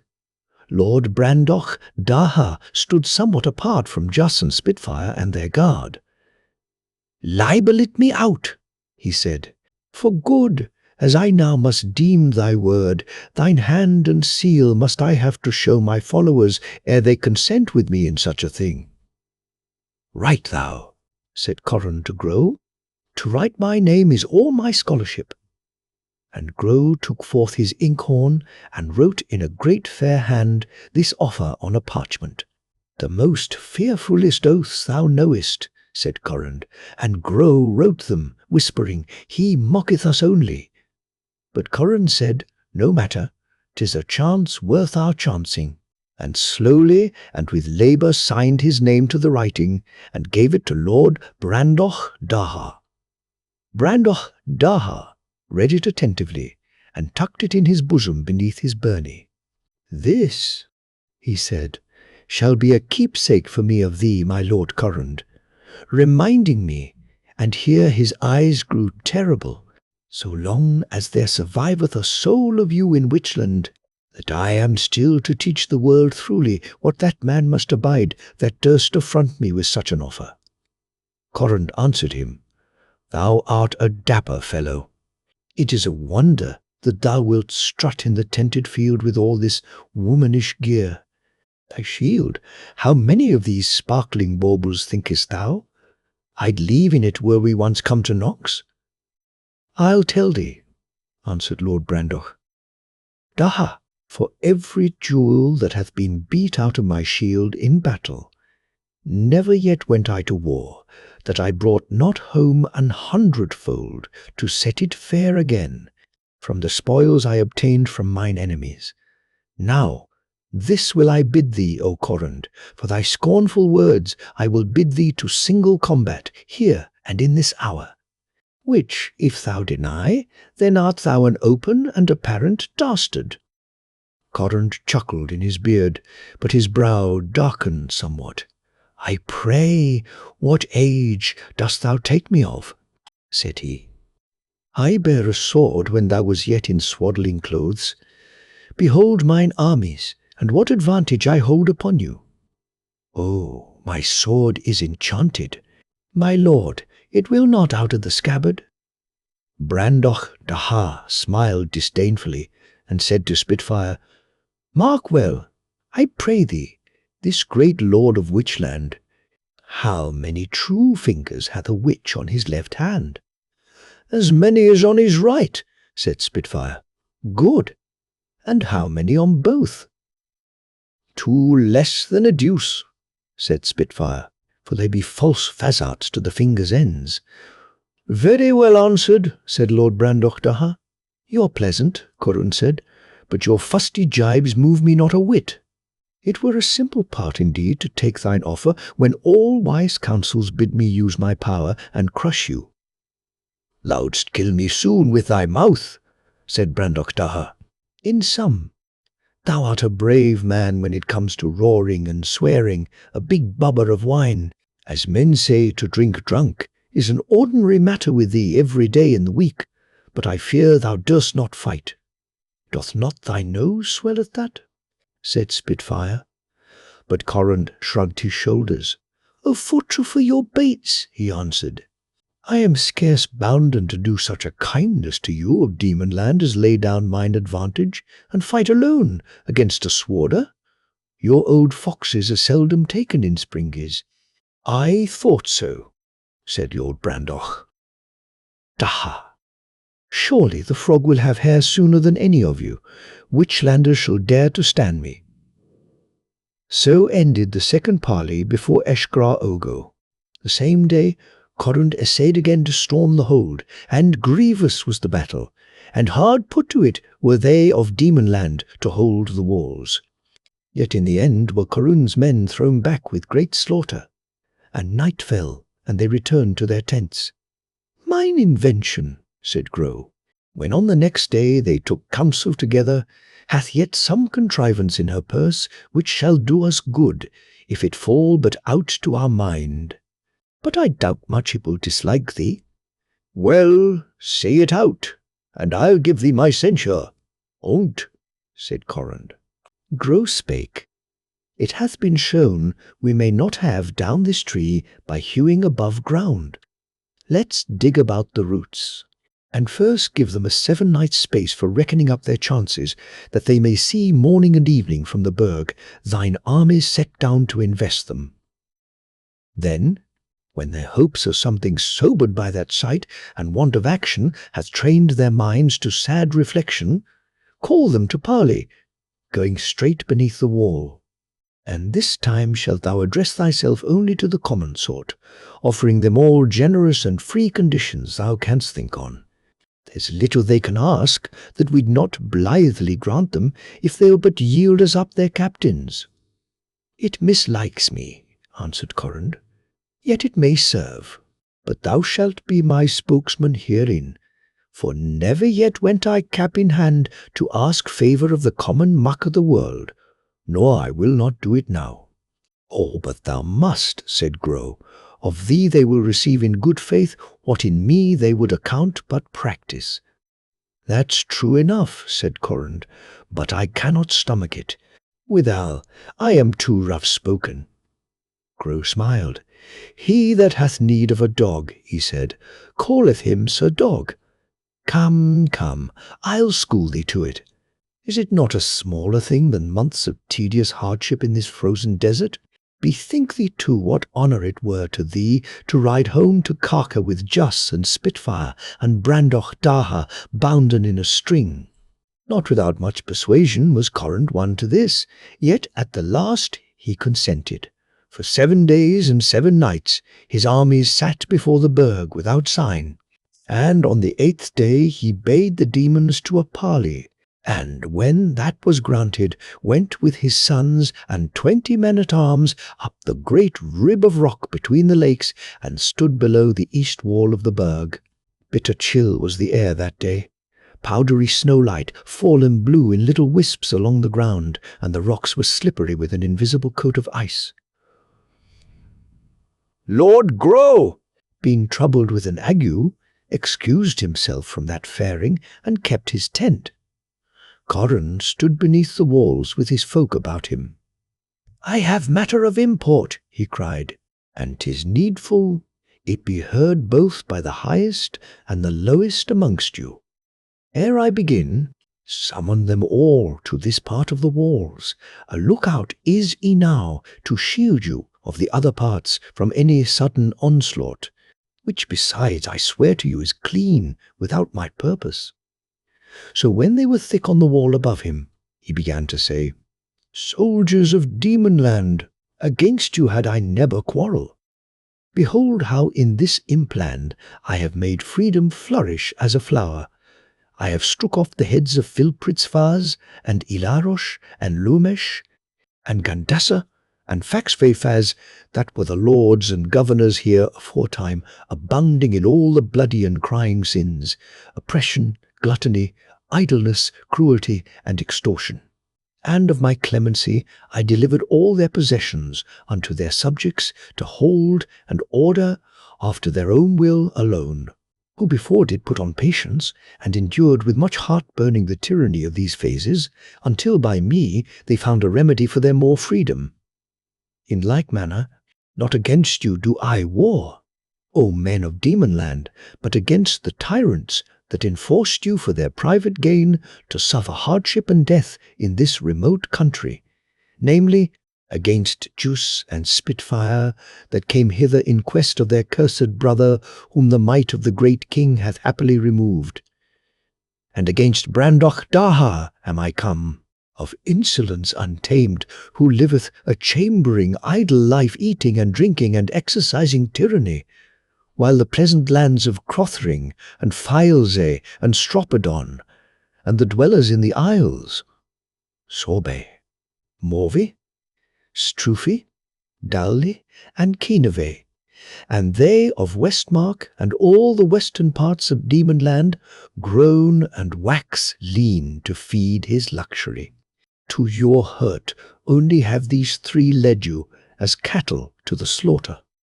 Deliver them to me, that I may chastise them, and I, that am great viceroy of Impland, will make you free, and grant you lordships, a lordship for every man of you in this my realm of Impland." While Corrand spake, the Lord Brandoch Daha went among the soldiers, bidding them hold their peace and not murmur against Corrand. But those that were most hot for action, he sent about an errand, preparing what he had in mind. So that when the Lord Corrand ceased from his declaiming, all was ready to hand, and with one voice the soldiers of Lord Juss that stood upon the wall cried out and said, "This is thy word, O Corrand, and this our answer?" And therewith flung down upon him from pots and buckets and every kind of vessel a deluge of slops and offal and all filth that came to hand. A bucketful took Corrand in the mouth, befouling all his great beard, so that he gave back spitting. And he and his, standing close beneath the wall, and little expecting so sudden and ill an answer, fared shamefully, being all well soused and bemurdered with filth and lie. Therewith went up great shouts of laughter from the walls. But Corund cried out, O filth of demon land, this is my latest word with you. And though 'twere 10 years I must besiege this hold, yet will I take it over your heads. And very ill to do with shall ye find me in the end, and very puissant, proud, mighty, cruel, and bloody in my conquest. What, lads, said Lord Brandoch, Daha, standing on the battlements, have we not fed this beast with pig-wash enow? But he must still be snuffing and snooking at our gate. Give me another pailful. So the witches returned to their tents with great shame. So hot was Corund in anger against the demons, that he stayed not to eat nor drink at his coming down from Ishgra Ogo, but straight gathered force and made an assault upon the burg, the mightiest he had yet essayed, and his picked men of Witchland were in that assault, and he himself to lead them. Thrice by main fury they won up into the hold, but all were slain who set foot therein, and Corund's young son Dormenes wounded to the death, and at even they drew off from the battle. There fell in that fight 180 demons, and of the imps 500, and of the witches 399, and many were hurt of either side. Wrath sat like thunder on Corund's brow at supper time. He ate his meat savagely, thrusting great gobbets in his mouth, crunching the bones like a beast, taking deep draughts of wine with every mouthful, which yet dispelled not his black mood. Over against him, Grow sat silent, shivering now and then, for all that he kept his ermine cloak about him, and the brazier stood at his elbow. He made but a poor meal, drinking mulled wine in little sips and dipping little pieces of bread in it. So wore without speech that cheerless and unkindly meal, until the Lord Corund, looking suddenly across the board at Grow, and catching his eye studying him, said, That was a bright star of thine, and then shined clear upon thee when thou tookest this bout of shivering fits, and so wentest not with me to be soused with muck. Before the burg. Who would have dreamed, answered Grow, of their using so base and shameful a part? Not thou, I'll swear, said Corund, looking evilly upon him and marking, as he thought, a twinkling light in Grow's eyes. Grow shivered again, sipped his wine, and shifted his glance uneasily under that unfriendly stare. Corund drank a while in silence, then flushing suddenly a darker red, said, leaning heavily across the board at him, Dost know why I said not thou? 'Twas scarce needful to thy friend, said Grow. I said it, said Corund, because I know thou didst look for another thing when thou didst skulk shamming here. Another thing? Sit not there like some prim-mouthed miss feigning an innocence. All know well thou hast not, said Corund, or I'll kill thee. Thou plottedst my death with the demons, and because thyself hast no shred of honour in thy soul, thou hadst not the wit to perceive that their nobility would shrink from such a betrayal as thy hopes entertained. Grow said, This is a jest I cannot laugh at, or else 'tis madman's brabble. Dissembling cur, said Corund, be sure that I hold him not less guilty that holds the ladder than him that mounts the wall. It was thy design they should smite us at unawares when we went up to them with this proposal thou didst urge on me so hotly. Grow made as if to rise. Sit down, said Corund. Answer me, didst not thou egg on the poor snipe Filpritz to that attempt on Juss? He told me on't, said Grow. Oh, thou art cunning, said Corund. There too I see thy treachery. Had they fallen upon us, thou mightest have thrown thyself safely upon their mercy. This is foolishness, said Grow. We were far stronger. 'Tis so, said Corund. When did I charge thee with wisdom and sober judgment? With treachery I know thou art soaked wet. "And thou art my friend," said Grow. Corin said in a while, "I have long known thee to be both a subtle and dissembling fox, and now I durst trust thee no more, for fear I should fall further into thy danger. I am resolved to murder thee." Grow fell back in his chair and flung out his arms. "I have been here before," he said. "I have beheld it, in moonlight and in the barren glare of day, in fair weather and in hail and snow, with the great winds charging over the wastes. And I knew it was accursed. From Morna Maruna, ere I was born, or thou, O Corrand, or any of us, treason and cruelty blacker than night herself had birth, and brought death to their begetter and all his folk. From Morna Maruna bloweth this wind about the waste to blast our love and bring us destruction. Ay, kill me. I'll not ward myself, not I the smallest." "'Tis small matter, goblin," said Corrand, "whether thou shouldst or no. Thou art but a louse between my fingers, to kill or cast away as shall seem me good."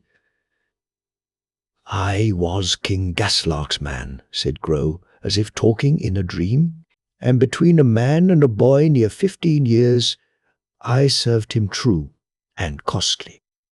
Yet it was my fortune in all that time, and at the ending thereof, only to get a beard on my chin and remorse at heart. To what scorned purpose must I plot against him? Pity of Witchland sliding as then into the pit of adverse luck, 'twas that made force upon me. And I served Witchland well, but fate ever fought to the other side. Aye, it was that counselled King Goris the Exthinth to draw out from the fight at Gartadza, yet wanton fortune trod down the scale for Demonland. I prayed him not, wrestle with Goldry in the Foliot Isles. Thou didst back me.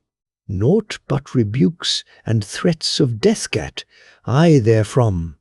But because my reeds were set at naught, evil fell upon Witchland. I helped our lord the king when he conjured and made a sending against the demons. He loved me therefore, and upheld me.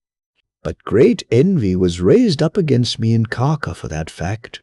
Yet I bear up, for thy friendship and thy lady wife's were as bright fires to warm me against all the frosts of their ill will. And now, for love of thee, I fared with thee to Impland, and here by the Maruna, where in old days I wandered in danger and in sorrow, it is fitting I behold at length the emptiness of all my days." Therewith Grow fell silent a minute, and then began to say, "O Corrand, I'll strip bare my soul to thee before thou kill me. It is most true that until now, sitting before Eshgra Ogo, it hath been present to my heart how great an advantage we held against the demons, and the glory of their defence. So little a strength against us, so many. And the great glory of their flinging of us back, these things were a splendor to my soul, beholding them. Such glamour hath ever shone to me all my life's days, when I behold great men battling still beneath the bludgeonings of adverse fortune, that, howsoever they be mine enemies, it lieth not in my virtue to withhold from admiration of them and well-nigh love. But never was I false to thee, nor much less ever thought, as thou most unkindly accusest me, to compass thy destruction." "Thou dost whine like a woman for thy life," said Corrand. "Cowardly hounds never stirred pity in me." Yet he moved not, only looking dourly on Grow. Grow plucked forth his own sword and pushed it towards Corrand hilt foremost across the board. "Such words are worse than sword thrusts betwixt us twain," said he. "Thou shalt see how I'll welcome death. The king will praise thee when thou showest the cause, and it will be sweet news to Corineus and them that have held me in their hate, that thy love hath cast me off, and thou hast rid them of me at last." But Corrand stirred not. After a space he filled another cup, and drank, and sat on. And Grow sat motionless before him. At last, Corrund rose heavily from his seat, and pushing Gro's sword back across the table, "Thou'dst best to bed," said he, "but the night air's o'er shrewd for thine ague. Sleep on my couch to-night." The day dawned cold and grey, and with the dawn Corrund ordered his lines round about Eshgra, Ogo, and sat down for a siege. For 10 days he sat before the burg, and naught befell from dawn till night, from night till dawn. Only the sentinels walked on the walls, and Corrund's folk guarded their lines. On the 11th day came a bank of fog rolling westward from the Maruna, chill and dank, blotting out the features of the land. Snow fell, and the fog hung on the land, and night came of such a pitchy blackness that even by torchlight a man might not see his hand stretched forth at arm's length before him. 5 days the fog held. On the 5th night, it being the 24th of November, in the darkness of the 3rd hour after midnight, the alarm was sounded, and Corrund summoned by a runner from the north with word that a sally was made from Eshgra Ogo, and the lines bursten through in that quarter, and fighting going forward in the murk. Corrund was scarce harnessed and gotten forth into the night, when a second runner came hot-foot from the south with tidings of a great fight thereaway.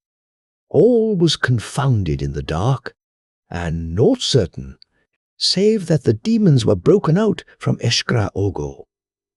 In a space, as Corrund came with his folk to the northern quarter and joined in the fight, came a message from his son Hemming that Spitfire and a number with him were broken out at the other side and gotten away westward, and a great band chasing him back towards outer Impland, and therewith that more than 100 demons were surrounded and penned in by the shore of the lakes, and the burg entered and taken by Corrund's folk. But of Jas and Brandoch Daha no certain news, save that they were not of Spitfire's company, but were with those against whom Corrund went in person, having fared forth northaway. So went the battle through the night. Corrund himself had sight of Jas, and exchanged shots with him with toil spears in a lifting of the fog toward dawn, and a son of his bare witness of Brandoch Daha in that same quarter, and had gotten a great wound from him. When night was past, and the witches returned from the pursuit, Corrund straightly questioned his officers, and went himself about the battlefield, hearing each man's story and viewing the slain. Those demons that were hemmed against the lakes had all lost their lives, and some were taken up dead in other parts, and some few alive. These would his officers let slay, but Corrund said, "Since I am king in Impland, till that the king receive it of me, it is not this handful of earth. Lice shall shake my safety here, and I may well give them their lives, that fought sturdily against us." So he gave them peace. And he said unto Gro, "Better that for every demon dead in Ogo Morveo, 10 should rise up against us, if but Jas only and Brandoch Daha were slain." "I'll be in the tale with thee, if thou wilt proclaim them dead," said Gro. "And nothing is likelier, if they be gone with but 2 or 3 unto the Maruna, than that such a tale should come true ere it were told in Karka." "Sure," said Corrund, "to the devil with such false feathers. What's done shows bravey now without them. Impland conquered, Jas's army minced to a gallimorphry, himself and Brandoch Daha chased like runaway thralls up on the Maruna, where if devils tear them, 'tis my best wish come true. If not, thou'lt hear of them, be sure. Dost think these can survive on earth, and not raise a racket that shall be heard from hence to Karke?"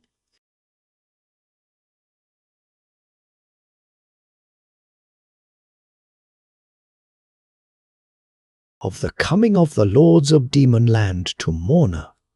Morana, whence they beheld the Zimiemvian mountains, seen also by, grow in years gone by, and of the wonders seen by them, and perils undergone, and deeds done in their attempt,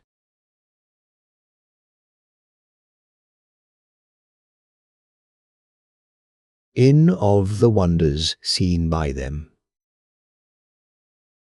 In their attempt on Kostra, Pivracha, the witch alone of all arts, mountains looketh down upon Kostra, Belern, and none shall ascend up into Kostra, Belorn that has not first looked down upon her. Now it is to be said of Lord Jus and Lord Brandok Daha that they, finding themselves parted from their people in the fog, and utterly unable to find them, when the last sound of battle had died away, wiped and put up their bloody swords and set forth at a great pace eastward. Only Mivash fared with them of all their following.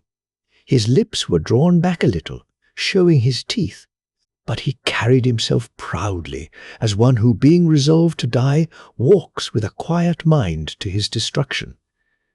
Day after day they journeyed, sometimes in clear weather, sometimes in mist or sleet, over the changeless desert, without a landmark, save here a little sluggish river, or here a piece of rising ground, or a pond, or a clump of rocks, small things which faded from sight amid the waste, ere they were passed by a half-mile's distance.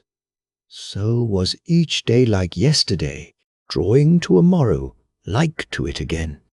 And always fear walked at their heel and sat beside them sleeping, clanking of wings heard above the wind, a brooding hush of menace in the sunshine, and noises out of the void of darkness as of teeth chattering. So came they on the 20th day to Morna Moruna, and stood at even in the sorrowful twilight by the little round castle, silent on Omprene edge. From their feet the cliffs dropped sheer.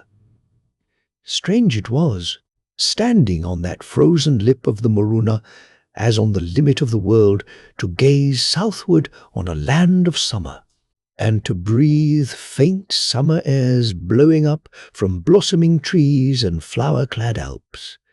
In the depths a carpet of huge tree-tops clothed a vast stretch of country, through the midst of which, seen here and there in a bend of silver among the woods, the Bavinan bore the waters of 1,000 secret mountain solitudes down to an unknown sea. Beyond the river, the deep woods, blue with distance, swelled to feathery hilltops with some sharper-featured, loftier heights bodying cloudily beyond them. The demons strained their eyes, searching the curtain of mystery behind and above those foothills, but the great peaks, like great ladies, shrouded themselves against their curious gaze, and no glimpse was shown them of the snows, surely to be in Morna. Moruna was to be in the death-chamber of some once lovely presence. Stains of fire were on the walls. The fair gallery of open woodwork that ran above the main hall was burnt through and partly fallen in ruin, the blackened ends of the beams that held it jutting blindly in the gap. Among the wreck of carved chairs and benches, broken and worm-eaten, some shreds of figured tapestries rotted, the home now of beetles and spiders. Patches of colour, faded lines, mildewed and damp with the corruption of 200 years, lingered to be the memorials, like the mummied skeleton of a king's daughter long ago, untimely dead, of sweet gracious paintings on the walls. 5 nights and 5 days, the demons and Mivash dwelt in Morna Moruna, inured to portents, till they marked them as little as men mark swallows at their window.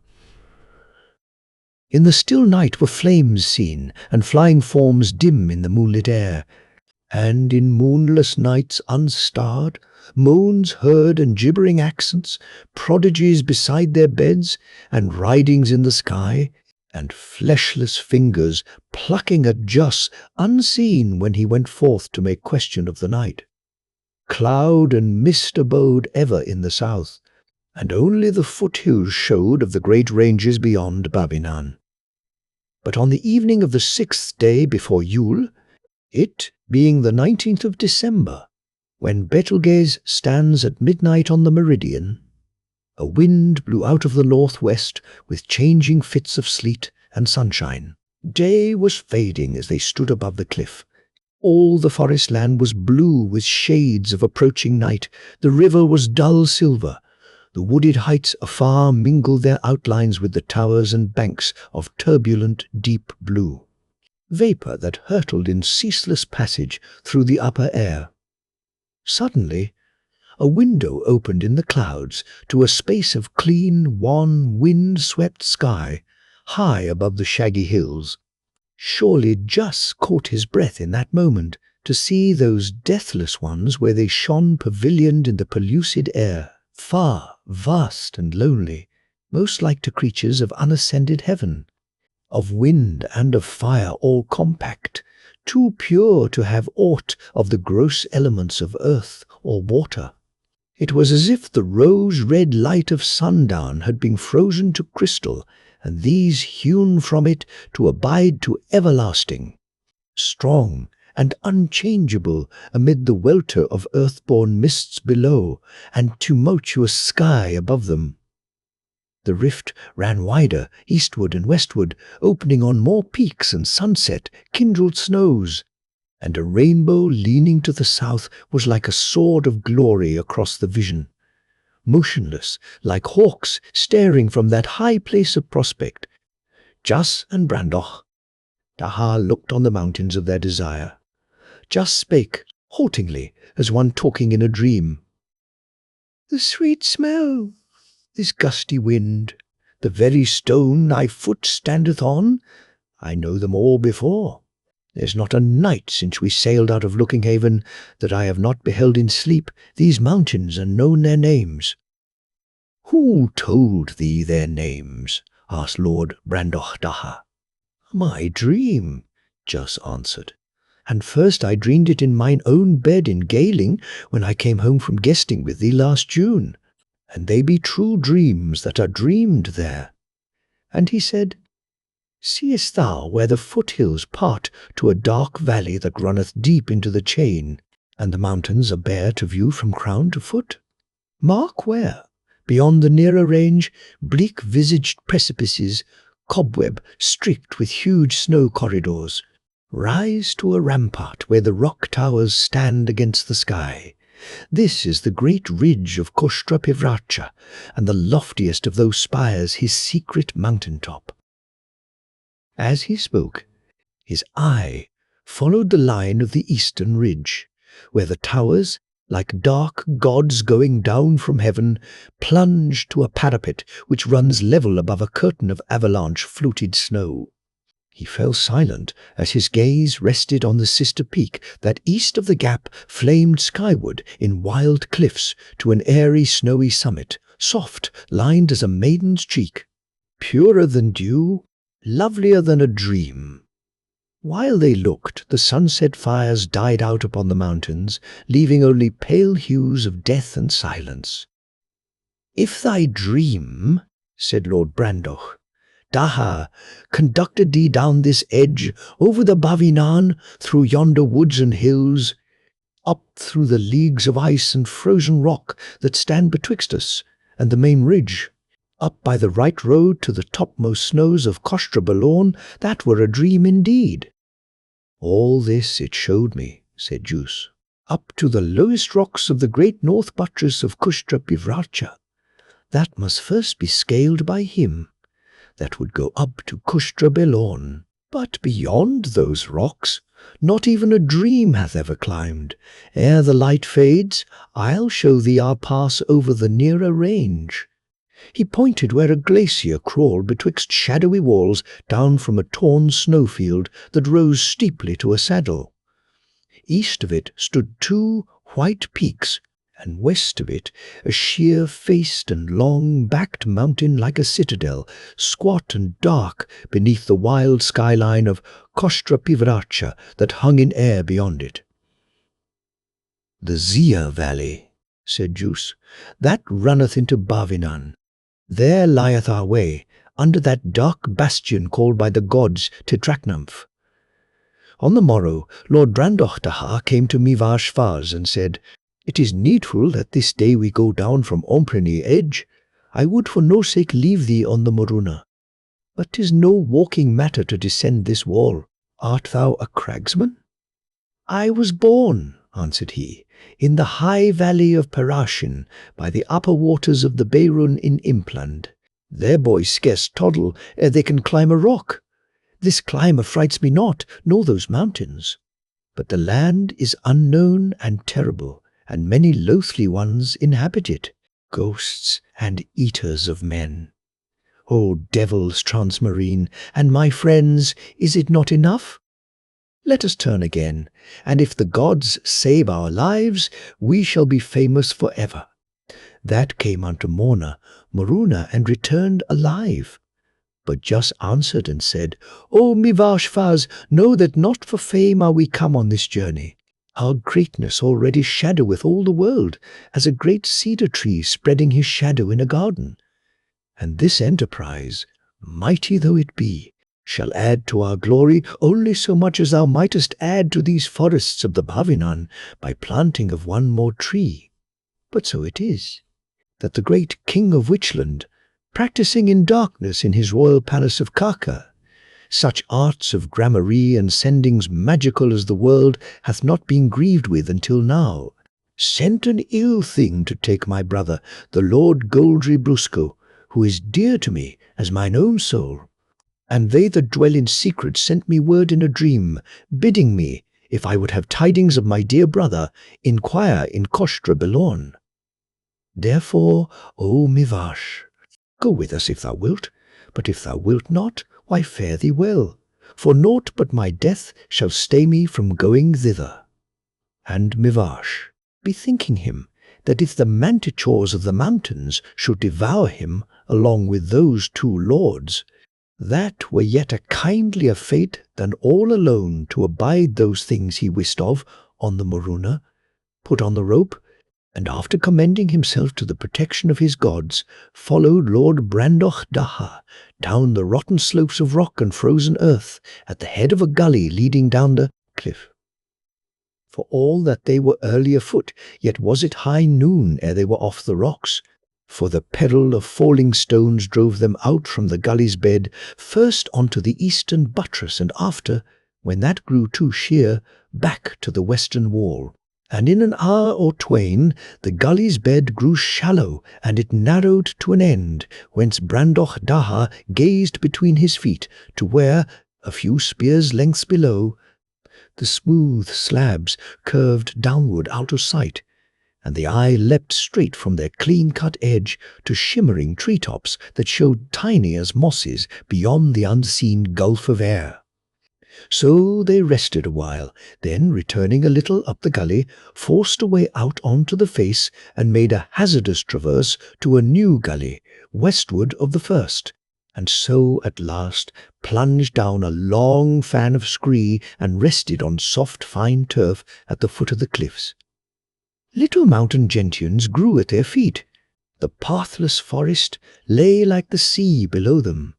Before them, the mountains of the Zia stood supreme, the white gables of Islagin, the lean dark finger of Tetrachnamf, Nantishach, lying back above the Zia Pass, pointing to the sky, and west of it, jutting above the valley, the square bastion of Tetratnampf, Nan-Tsurm. The greater mountains were for the most part sunk behind this nearer range, but Kostra Belorn still towered above the pass. As a queen, looking down from her high window, so she overlooked those green woods sleeping in the noonday, and on her forehead was beauty like a star. Behind them, where they sat, the escarpment reared back in cramped perspective, a pile of massive buttresses cleft with ravines leading upward from that land of leaves and waters to the hidden wintry flats of the Moruna. That night they slept on the fell under the stars, and next day, going down into the woods, came at dusk to an open glade by the waters of the broad-bosomed Bavinan. The turf was like a cushion, a place for elves to dance in. The far bank, full half a mile away, was wooded to the water with silver birches, dainty as mountain nymphs, their limbs gleaming through the twilight, their reflections quivering in the depths of the mighty river. In the high air day lingered yet, a faint warmth tinging the great outlines of the mountains, and westward up the river. The young moon stooped above the trees. East of the glade, a little wooded eminence, no higher than a house, ran back from the river bank, and in its shoulder a hollow cave. "How smiles it to thee?" said Jus. "Be sure we shall find no better place than this thou seest to dwell in until the snows melt and we may on. For though it be summer all the year round in this fortunate valley, it is winter on the great hills, and until the spring we were mad to essay our enterprise." "Why then?" said Brandoch. "Daha, turn we shepherds awhile. Thou shalt pipe to me, and I'll foot thee. Measures shall make the dryads think they ne'er went to school. And Mivash shall be a goat-foot god to chase them. For to tell thee truth, country wenches are long grown tedious to me. Oh, 'tis a sweet life. But ere we fall to it, bethink thee, O Jos, time marcheth, and the world waggeth. What goeth forward in Demonland till summer be come, and we home again?" "Also my heart is heavy because of my brother Spitfire," said Jos. "Oh, 'twas an ill storm and ill delays." "Away with vain regrettings," said Lord Brandosh Daha. "For thy sake and thy brother's fared I on this journey, and it is known to thee that never yet stretched I out mine hand upon aught that I have not taken it, and had my will of it."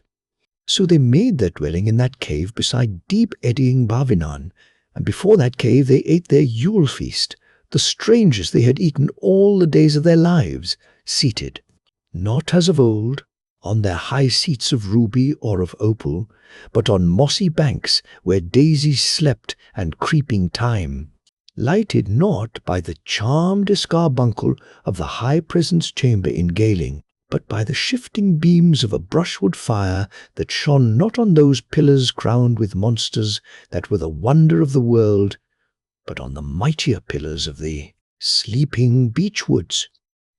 And in place of that feigned heaven of jewels, self-effulgent beneath the golden canopy at Galing, they ate pavilioned under a charmed summer night, where the great stars of winter, Orion, Sirius, and the little dog, were raised up near the zenith, yielding their known courses in the southern sky to Canopus and the strange stars of the south. When the trees spake, it was not with their winter voice of bare boughs creaking, but with whisper of leaves and beetles droning in the fragrant air.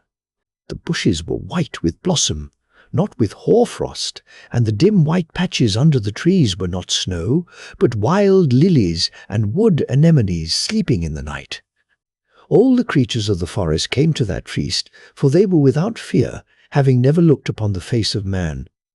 Little tree apes, and popinjays, and titmuses, and colmuses, and wrens, and gentle round-eyed lemurs, and rabbits, and badgers, and dormice, and pied squirrels, and beavers from the streams, and storks, and ravens, and bustards, and wombats, and the spider-monkey, with her baby at her breast, all these came to gaze with curious eye upon those travellers. And not these alone, but fierce beasts of the woods and wildernesses, the wild buffalo, the wolf, the tiger with monstrous paws, the bear, the fiery-eyed unicorn, the elephant, the lion and she-lion in their majesty, came to behold them in the firelight in that quiet glade. "It seems we hold court in the woods tonight," said Lord Brandoch Daha.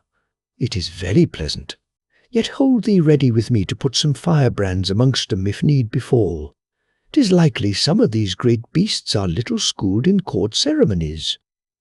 Jas answered, "An thou lovest me, do no such thing.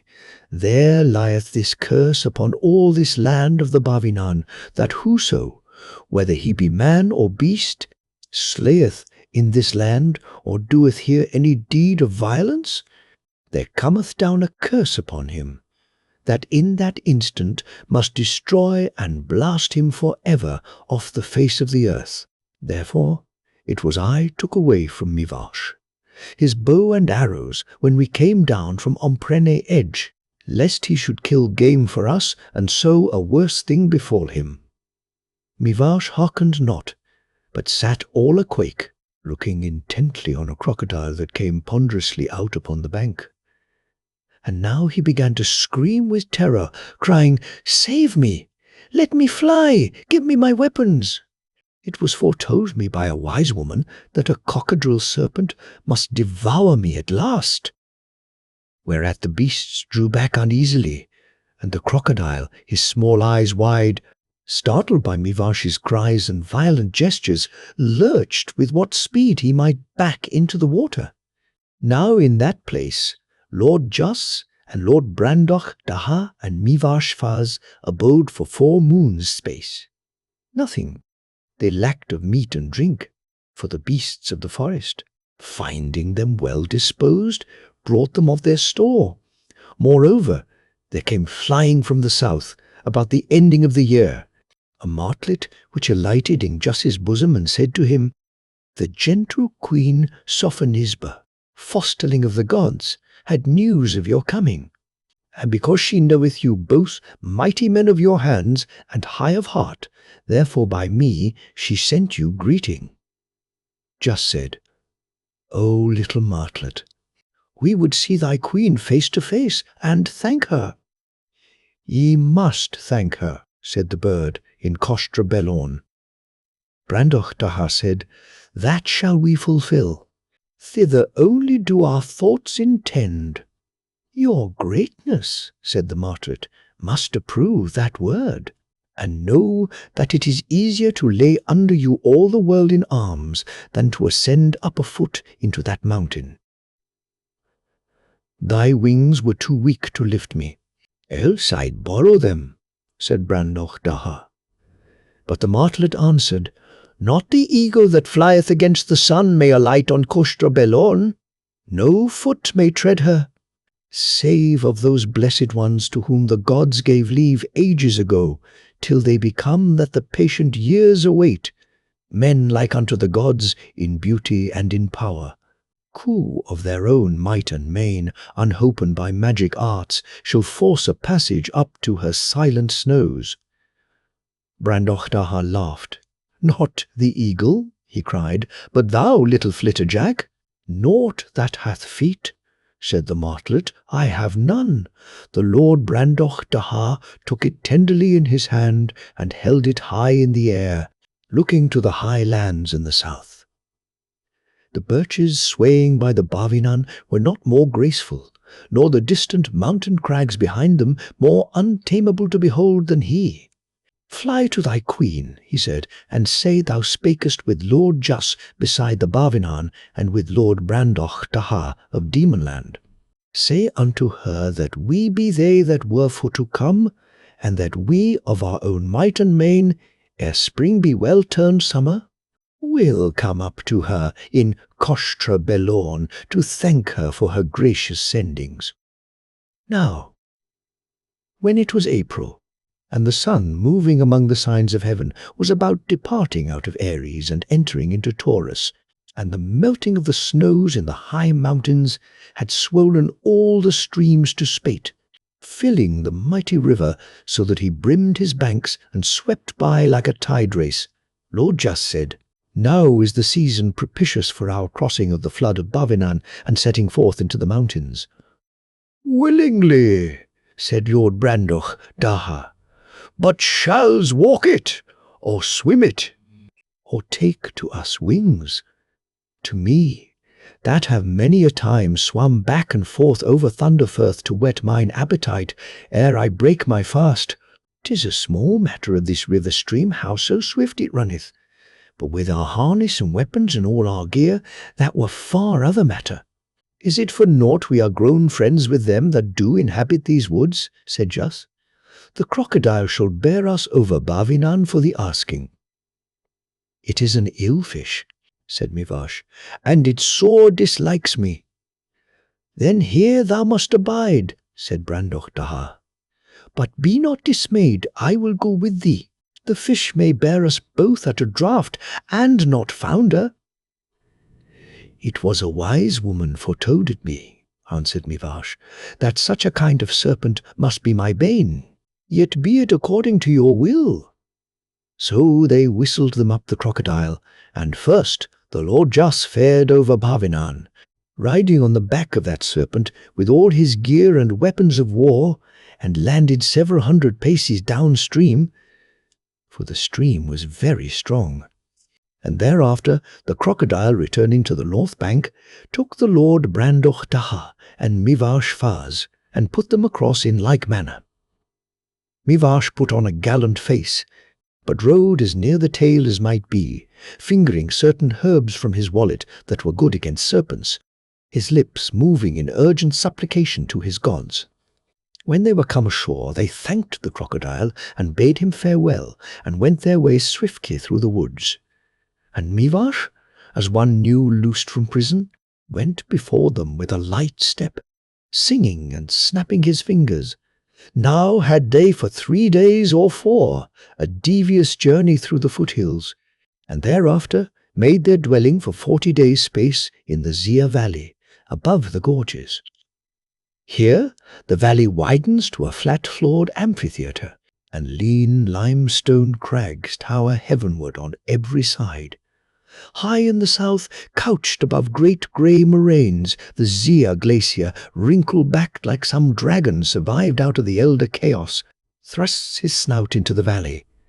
Here, out of his caves of ice, the young river thunders, casting up a spray where rainbows hover in bright weather. The air blows sharp from the glacier, and alpine flowers and shrubs feed on the sunlight.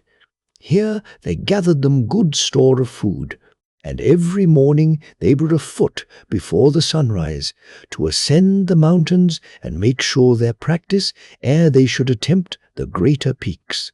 So they explored all the spurs of Tetrachnamph and Islagin, and those peaks themselves, the rock peaks of the lower Nuanna range overlooking Bavinan, the snow peaks east of Islagin, Avsek, Kjomsur, Mirsu, Birschnagin, and Borch-Mehethask, loftiest of the range by all his ridges, dwelling a week on the moraines of the Mehethask glacier above the upland valley of Foana, and westward the Dolomite group of Burgess Ashra and the great wall of Shilak.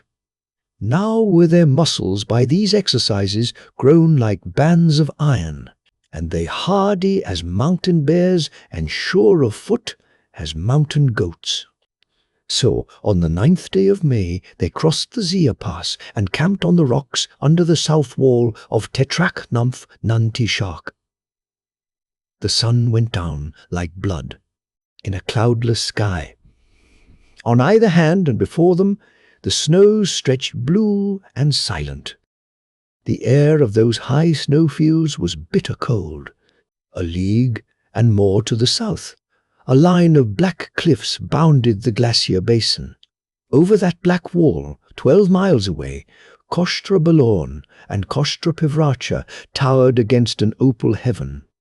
While they supped in the fading light, Jas said, "The wall thou seest is called the Barriers of Emshir.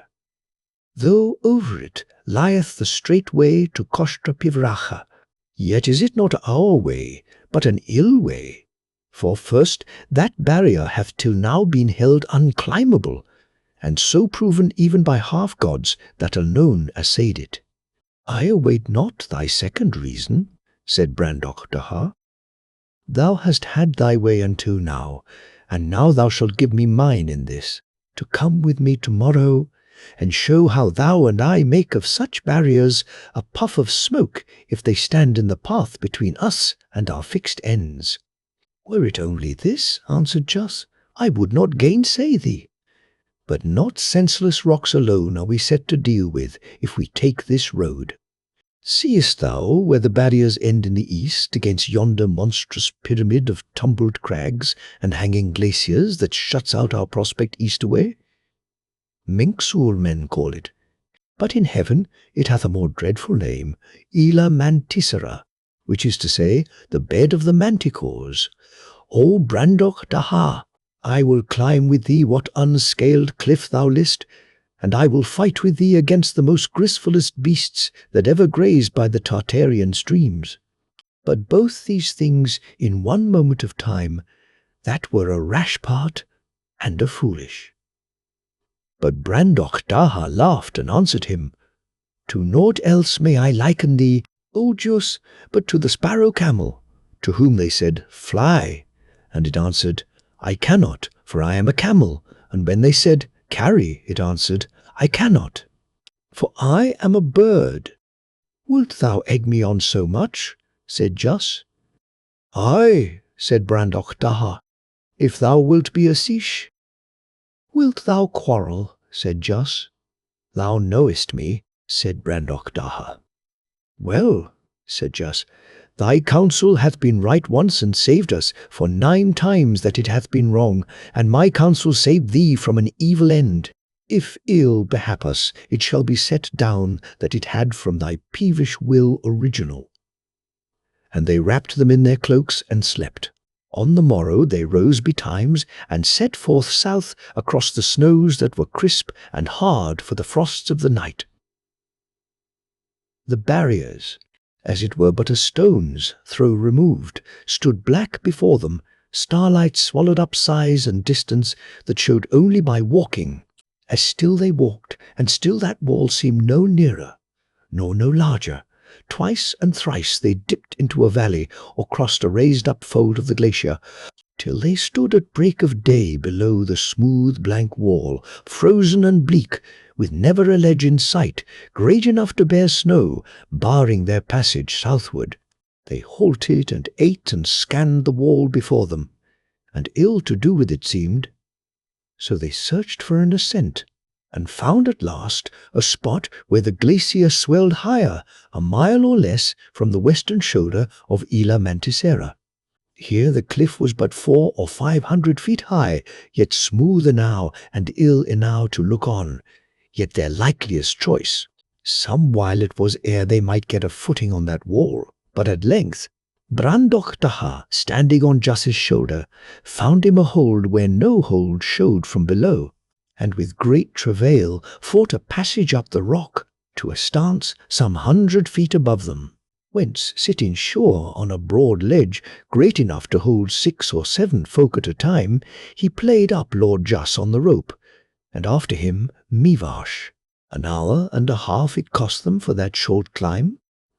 The northeast buttress of Ilstack was children's gruel to this, said Lord Jus. There's more aloft, said Lord Brandoch. Daha, lying back against the precipice, his hands clasped behind his head, his feet a dangle over the ledge. In thine ear? Jus, I would not go first on the rope again on such a pitch for all the wealth of impland. Wilt repent and return, said Jus, if thou'lt be last down? He answered, If not, I'd liever risk what waits untried above us. If it prove worse, I am confirmed atheist. Lord Jus leaned out, holding by the rock with his right hand, scanning the wall beside and above them. An instant he hung so, then drew back.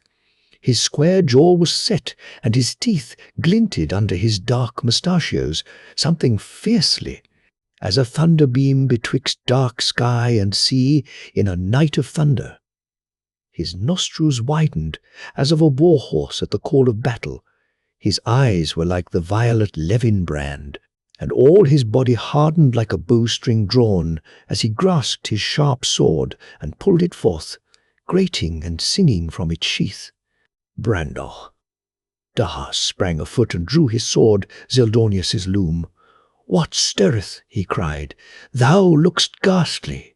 That look thou hadst when thou tookest the helm, and our prows swung westward toward Katadza Sound, and the fate of Demonland and all the world beside hung in thine hand for wail or bliss. There's little sword-room, said Jus, and again he looked forth eastward and upward along the cliff. Brandoch Daha looked over his shoulder. Mivach took his bow and set an arrow on the string. It hath scented us down the wind, said Brandoch Daha. Small time was there to ponder. Swinging from hole to hold across the dizzy precipice, as an ape swingeth from bough to bough, the beast drew near. The shape of it was as a lion, but bigger and taller. the colour a dull red, and it had prickles lancing out behind, as of a porcupine. Its face a man's face, if aught so hideous might be conceived of humankind, with staring eyeballs, low wrinkled brow, elephant ears, some wispy mangy likeness of a lion's mane, huge bony chaps, brown blood-stained gubbertushes grinning betwixt bristly lips. Straight for the ledge it made, and, as they braced them to receive it, with a great swing heaved a man's height above them, and leaped down upon their ledge from aloft betwixt Jas and Brandoch, Daha, ere they were well aware of its changed course. Brandoch, Daha smote at it a great swashing blow, and cut off its scorpion tail, but it clawed Jas's shoulder, smote down Mivash, and charged like a lion upon Brandoch Daha, who, missing his footing on the narrow edge of rock, fell backwards, a great fall, clear of the cliff, down to the snow, 100 feet beneath them. As it craned over, minded to follow and make an end of him, Jas smote it in the hinder parts and on the ham, shearing away the flesh from the thigh bone, and his sword came with a clank against the brazen claws of its foot. So, with a horrid bellow, it turned on Jas, rearing like a horse, and it was 3 heads greater than a tall man in stature when it reared aloft, and the breadth of its chest like the chest of a bear. The stench of its breath choked Jas's mouth, and his senses sickened, but he slashed it athwart the belly, a great round-armed blow, cutting open its belly so that the guts fell out. Again he hewed at it, but missed, and his sword came against the rock and was shivered into pieces. So, when that noisome vermin fell forward on him roaring like 1,000 lions, Jas grappled with it, running in beneath its body and clasping it and thrusting his arms into its inward parts, to rip out its vitals, if so he might.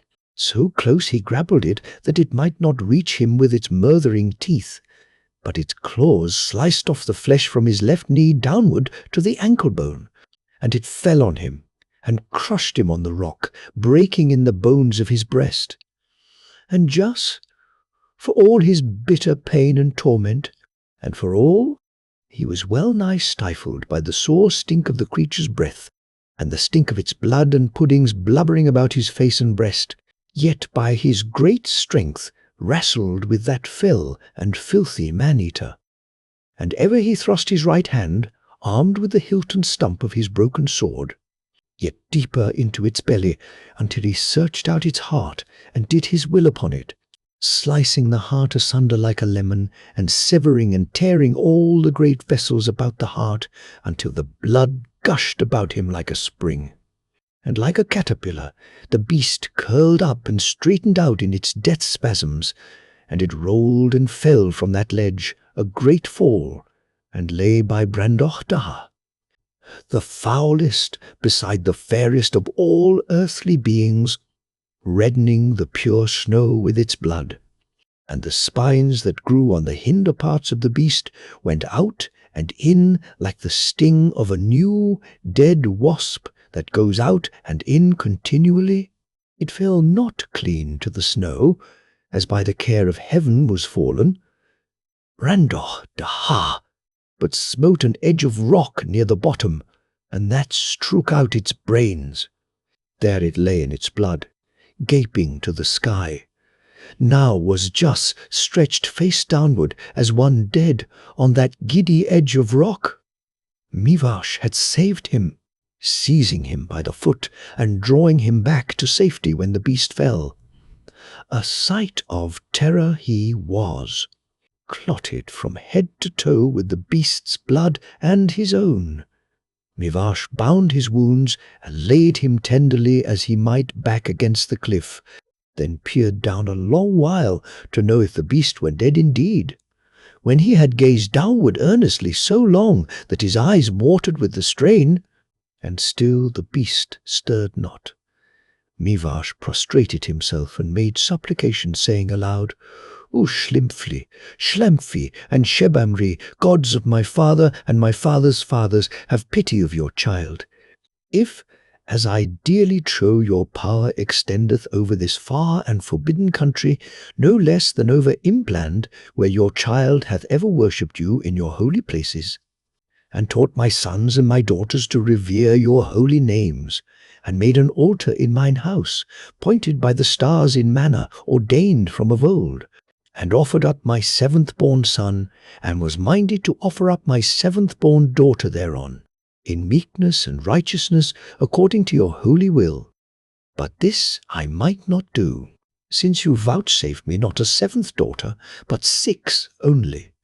Wherefore I beseech you, of your holy name's sake, strengthen my hand to let down this my companion safely by the rope, and thereafter bring me safely down from this rock, howsoever he be a devil and an unbeliever.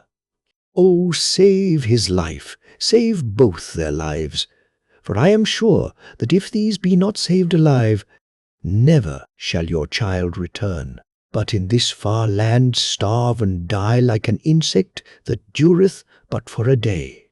So prayed Mivash.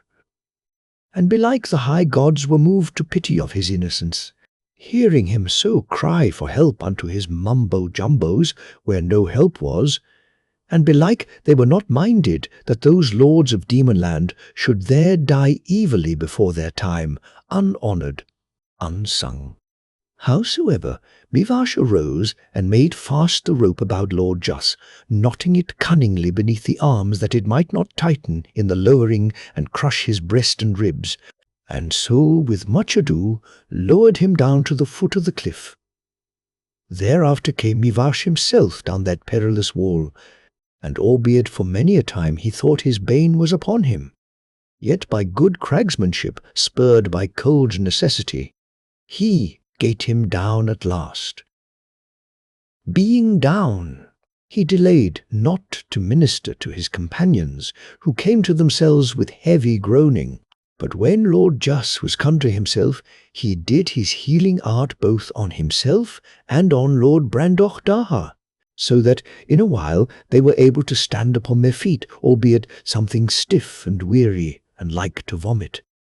And it was by then the 3rd hour past noon. While they rested, beholding where the beast Manticora lay in his blood, Jus spake and said, It is to be said of thee, O Brandoch Daha, that thou today hast done both the worst and the best. The worst, when thou wast so stubborn set to fare upon this climb which hath come within a little of spilling both thee and me. The best, when as thou didst smite off his tail. Was that by policy or by chance? Why, said he, I was never so poor a man of my hands that I need turn braggart. 'Twas handiest to my sword, and it disliked me to see it wagging. Did aught lie on it? The sting of his tail, answered Jus, were competent for thine or my destruction, and it grazed but our little finger. Thou speakest like a book, said Brandoch Daha, else might I scarce know thee for my noble friend, being bewrayed with blood as a buffalo with mire. Be not angry with me, if I am most at ease to windward of thee. Jus laughed. If thou be not too nice, he said, go to the beast and dabble thyself too with the blood of his bowels. Nay, I mock not, it is most needful. These be enemies not of mankind only, but each of other, walking every one by himself, loathing every one, his kind living or dead, so that in all the world there abideth naught loathlier unto them than the blood of their own kind, the least smell whereof they do abhor, as a mad dog abhorreth water. And 'tis a clinging smell. So are we after this encounter most sure against them. That night they camped at the foot of the spur of Avsek, and set forth at dawn down the long valley eastward. All day they heard the roaring of manticores from the desolate flanks of Ila Manticera, that showed now no longer as a pyramid, but as a long-backed screen, making the southern rampart of that valley.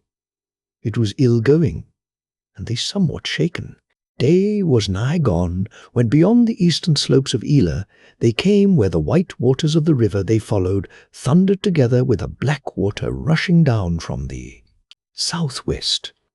Below, the river ran east in a wide valley, dropping afar to tree-clad depths. In the fork above the watersmeet, the rocks enclosed a high green knoll, like some fragment of a kindlier clime that overlived into an age of ruin. Here too, said Jus, my dream walked with me, and if it be ill crossing there, where this stream breaketh into a dozen branching cataracts, a little above the waters meet, yet well, I think 'tis our only crossing. So, ere the light should fade, they crossed that perilous edge above the waterfalls and slept on the green knoll. That knoll Jus named Throstlegarth, after a thrush that waked them next morning, singing in a little wind-stunted mountain thorn that grew among the rocks. Strangely sounded that homely song on the cold mountainside, under the unhallowed heights of Ela, close to the confines of those enchanted snows which guard Costrabellon. No sight of the high mountains had they from Throstlegarth, nor, for a long while, from the bed of that straight steep glen of the black waters up which now their journey lay. Rugged spurs and buttresses shut them in. High on the left bank above the cataracts they made their way, buffeted by the wind that leaped and charged among the crags, their ears sated with the roaring sound of waters, their eyes filled with the spray blown upward. And Mivash followed after them. Silent they fared, for the way was steep, and in such a wind and such a noise of torrents a man must shout lustily if he would be heard. Very desolate was that valley, having a dark aspect and a ghastful, such as a man might look for in the infernal glens of Pyriphlegethon or Acheron. No living thing they saw, save at whiles high above them an eagle sailing down the wind, and once a beast's form running in the hollow mountainside. This stood at gaze, lifting up its foul human platter face with glittering eyes, bloody and great as saucers, scented its fellow's blood, started, and fled among the crags. So fared they for the space of 3 hours, and so, coming suddenly round a shoulder of the hill, stood on the upper threshold of that glen at the gates of a flat upland valley. Here they beheld a sight to darken all earth's glories, and strike dumb all her singers with its grandeur. Framed in the crags of the hillsides, canopied by blue heaven, Kostra, Bivracha, stood before them.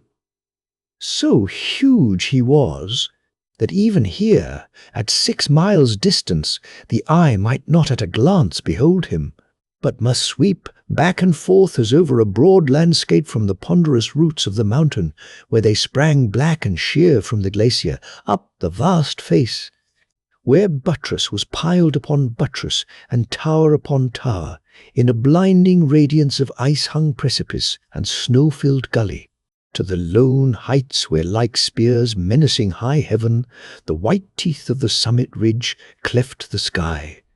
From right to left he filled nigh a quarter of the heavens. From the graceful peak of Eilinon, looking over his western shoulder, to where on the east the snowy slopes of Julci shut in the prospect, hiding Costrabellon. They camped that evening on the left moraine of the high glacier of Temam. Long spidery streamers of cloud, filmy as the gauze of a lady's veil, blew eastward from the spires on the ridge, signs of wild weather aloft. Just said, glassy clear is the air, that forerunneth not fair weather. Well, time shall wait for us if need be, said Brandock Daha. So mightily my desire crieth unto me from those horns of ice that, having once looked on them, I had as lief die as leave them unclimbed. But of thee, O Jus, I make some marvel.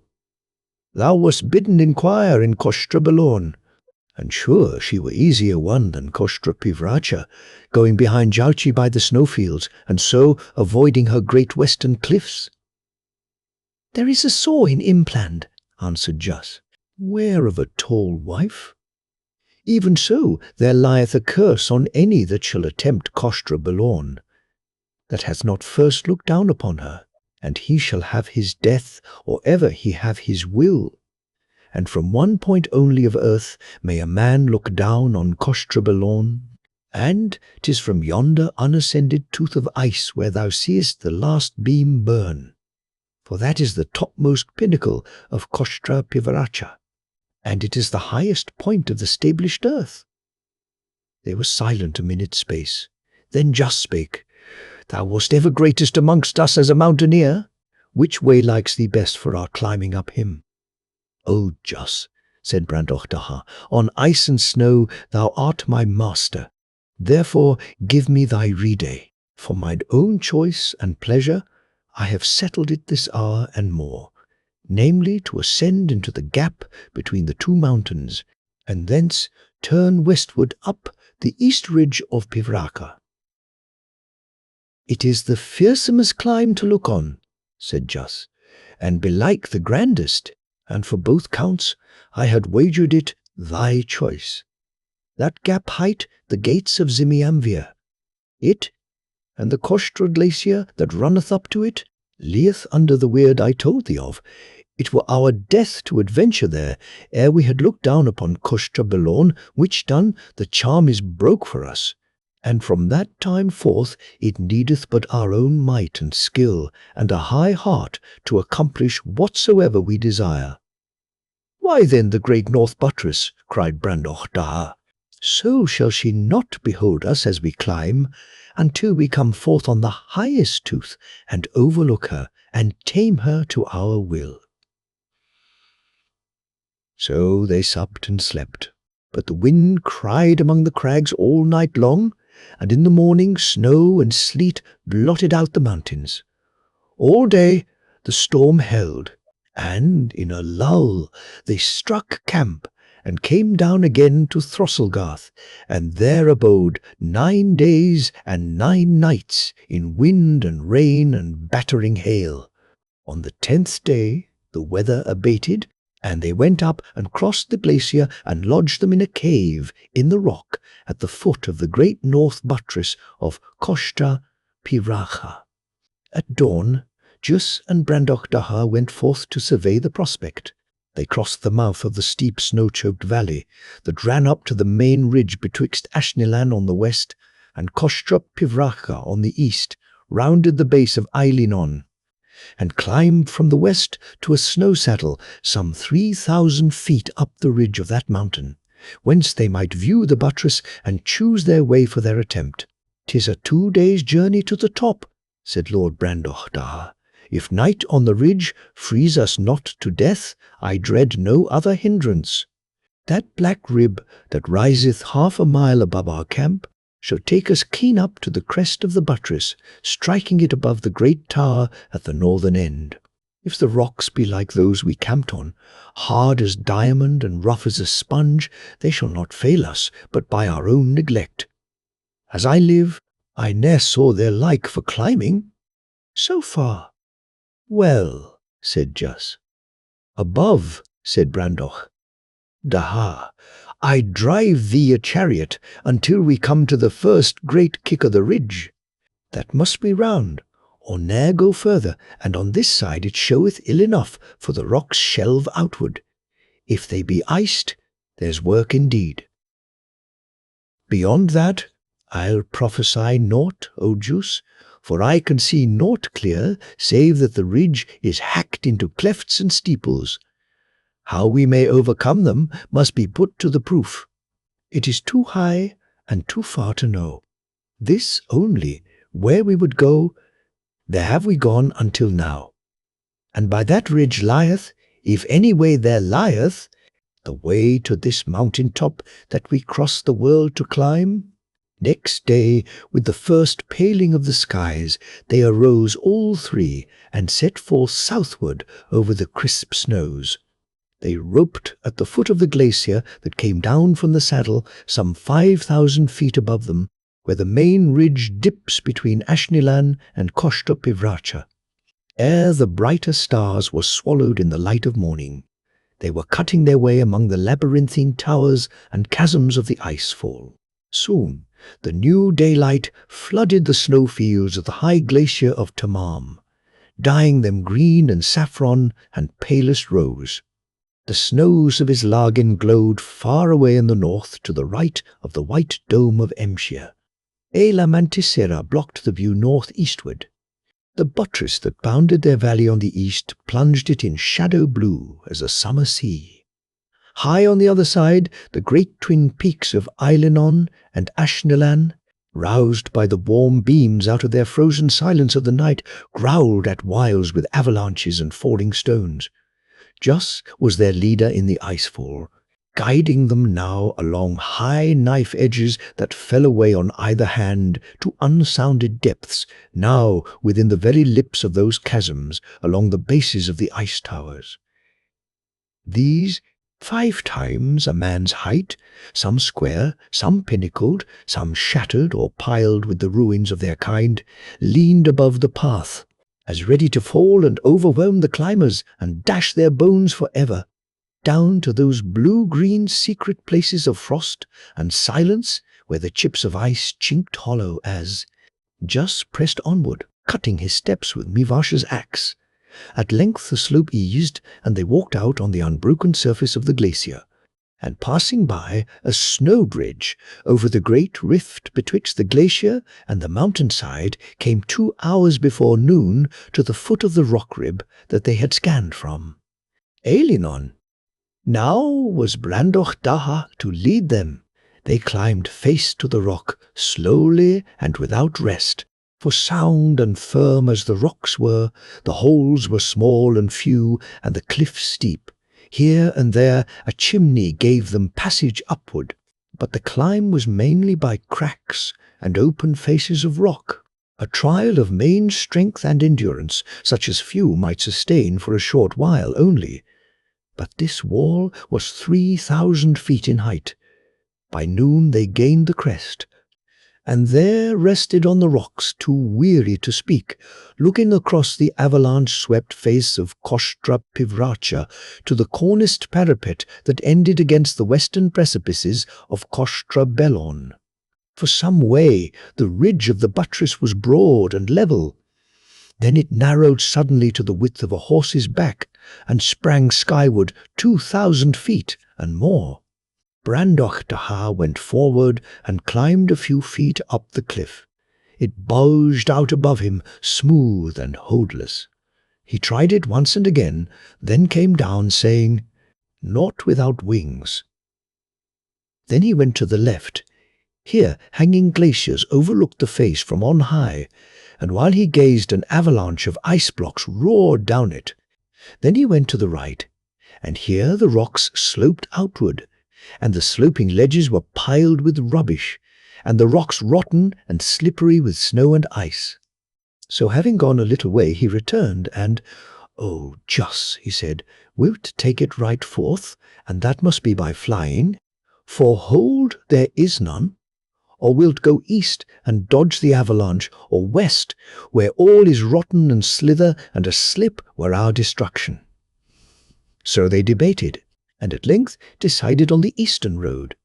It was an ill step round the jutting corner of the tower, for little hole there was, and the rocks were undercut below, so that a stone or a man loosed from that place must fall clear at a bound 3,000 or 4,000 feet to the Koshtra Glacier, and there be dashed in pieces. Beyond, wide ledges gave them passage along the wall of the tower that now swept inward, facing south. Far overhead, dazzling white in the sunshine, the broken glacier edges and splinters jutted against the blue, and icicles greater than a man hung glittering from every ledge, a sight heavenly fair, whereof they yet had little joy, hastening, as they had not hastened in their lives before, to be out of the danger of that ice-swept face. Suddenly was a noise above them like the crack of a giant whip, And looking up, they beheld against the sky a dark mass which opened like a flower and spread into 100 fragments. The demons and Mivash hugged the cliffs where they stood, but there was little cover. All the air was filled with the shrieking of the stones as they swept downwards like fiends returning to the pit, and with the crash of them as they dashed against the cliffs and burst in pieces. The echoes rolled and reverberated from cliff to distant cliff, and the limbs of the mountain seemed to writhe as under a scourge. When it was done, Mivash was groaning for pain of his left wrist, sore hurt with a stone. The others were scatheless. Jus said to Brandoch Daha, "Back, howsoever it dislike thee." Back they went, and an avalanche of ice crashed down the face which must have destroyed them had they proceeded. "Thou dost misjudge me," said Brandoch Daha, laughing. "Give me where my life lieth on mine own might and main, then is danger meat and drink to me, and naught shall turn me back. But here on this cursed cliff, on the ledges whereof a cripple might walk at ease, we be the toys of chance. And it were pure folly to abide upon it a moment longer. 2 ways be left us," said Jus, "to turn back, and that were our shame forever, and to essay the western traverse. And that should be the bane of any save of me and thee," said Brandosh Daha. "And if our bane, why we shall sleep sound." "Mivash," said Jus, "is naught so bounden to this adventure. He hath bravely held by us, and bravely stood our friend. Yet here we be come to such a pass. I sore misdoubt me if it were less danger of his life to come with us than seek safety alone." But Mivash put on a hardy face. Never a word he spake, but nodded his head, as who should say, "Forward." "First I must be thy leech," said Jus, and he bound up Mivash's wrist. And because the day was now far spent, they camped under the great tower, hoping next day to reach the top of Kostrapivracha, that stood unseen some 6,000 feet above them. Next morning, when it was light enough to climb, they set forth. For 2 hours' space on that traverse, not a moment passed, but they were in instant peril of death. They were not roped, for on those slabbery rocks one man had dragged a dozen to perdition had he made a slip. The ledges sloped outward. They were piled with broken rock and mud. The soft red rock broke away at a hand's touch and plunged at a leap to the glacier below. Down and up and along, and down and up again they wound their way, rounding the base of that great tower, and came at last by a rotten gully safe to the ridge above it. While they climbed, white wispy clouds which had gathered in the high gullies of Alinon in the morning had grown to a mass of blackness that hid all the mountains to the west. Great streamers ran from it across the gulf below, joined and boiled upward, lifting and sinking like a full-tided sea, rising at last to the high ridge where the demons stood, and wrapping them in a cloak of vapour with a chill wind in its folds, and darkness in broad noonday. They halted, for they might not see the rocks before them. The wind grew boisterous, shouting among the splintered towers. Snow swept powdery and keen across the ridge. The cloud lifted and plunged again like some great bird shadowing them with its wings. From its bosom the lightning flared above and below. Thunder crashed on the heels of the lightning, sending the echoes rolling among the distant cliffs. Their weapons, planted in the snow, sizzled with blue flame. Jus had counselled laying them aside, lest they should perish holding them. Crouched in a hollow of the snow among the rocks of that high ridge of Kostrapivracha, Lord Jus and Lord Brandoch Daha and Mivash Faz weathered that night of terror. When night came, they knew not, for the storm brought darkness on them hours before sundown. Blinding snow and sleet and fire and thunder, and wild wind shrieking in the gullies till the firm mountains seemed to rock, kept them awake. They were near frozen, and scarce desired aught but death, which might bring them ease from that hellish roundelay. Day broke with a weak grey light, and the storm died down. Jus stood up weary beyond speech. Mivash said, "Ye be devils, but of myself I marvel. For I have dwelt by snow mountains all my days, and many I wot of that have been benighted on the snows in wild weather. And not one but was starved by reason of the cold. I speak of them that were found. Many were not found, for the spirit devoured them." Whereat Lord Brandoch Daha laughed aloud, saying, "O Mivash, I fear me that in thee I have but a graceless dog. Look on him, that in hardihood and bodily endurance against all hardships of frost or fire surpasseth me as greatly as I surpass thee. Yet is he weariest of the three. Wouldst know why? I'll tell thee. All night he hath striven against the cold, chafing not himself only, but me and thee, to save us from frostbite. And be sure naught else had saved thy carcass. By then was the mist grown lighter, so that they might see the ridge for 100 paces or more, where it went up before them, each pinnacle standing out shadowy and unsubstantial against the next succeeding one more shadowy still. And the pinnacles showed monstrous huge through the mist, like mountain peaks in stature. They roped and set forth, scaling the towers or turning them, now on this side, now on that, sometimes standing on teeth of rock that seemed cut off from all earth, else solitary in a sea of shifting vapour, sometimes descending into a deep gash in the ridge with a blank wall rearing aloft on the further side, and empty air yawning to left and right. The rocks were firm and good, like those they had first climbed from the glacier. But they went but a slow pace, for the climbing was difficult, and made dangerous by new snow and by the ice that glazed the rocks. As the day wore, the wind was fallen, and all was still, when they stood at length before a ridge of hard ice that shot steeply up before them like the edge of a sword. The east side of it on their left was almost sheer, ending in a blank precipice that dropped out of sight without a break. The western slope, scarcely less steep, ran down in a white even sheet of frozen snow till the clouds engulfed it. Brandoch Daha waited on the last blunt tooth of rock at the foot of the ice ridge. "The rest is thine," he cried to Lord Jus. "I would not that any save thou should tread him first, for he is thy mountain." "Without thee I had never won up hither," answered Jus, "and it is not fitting that I should have that glory to stand first upon the peak when thine was the main achievement. Go thou before."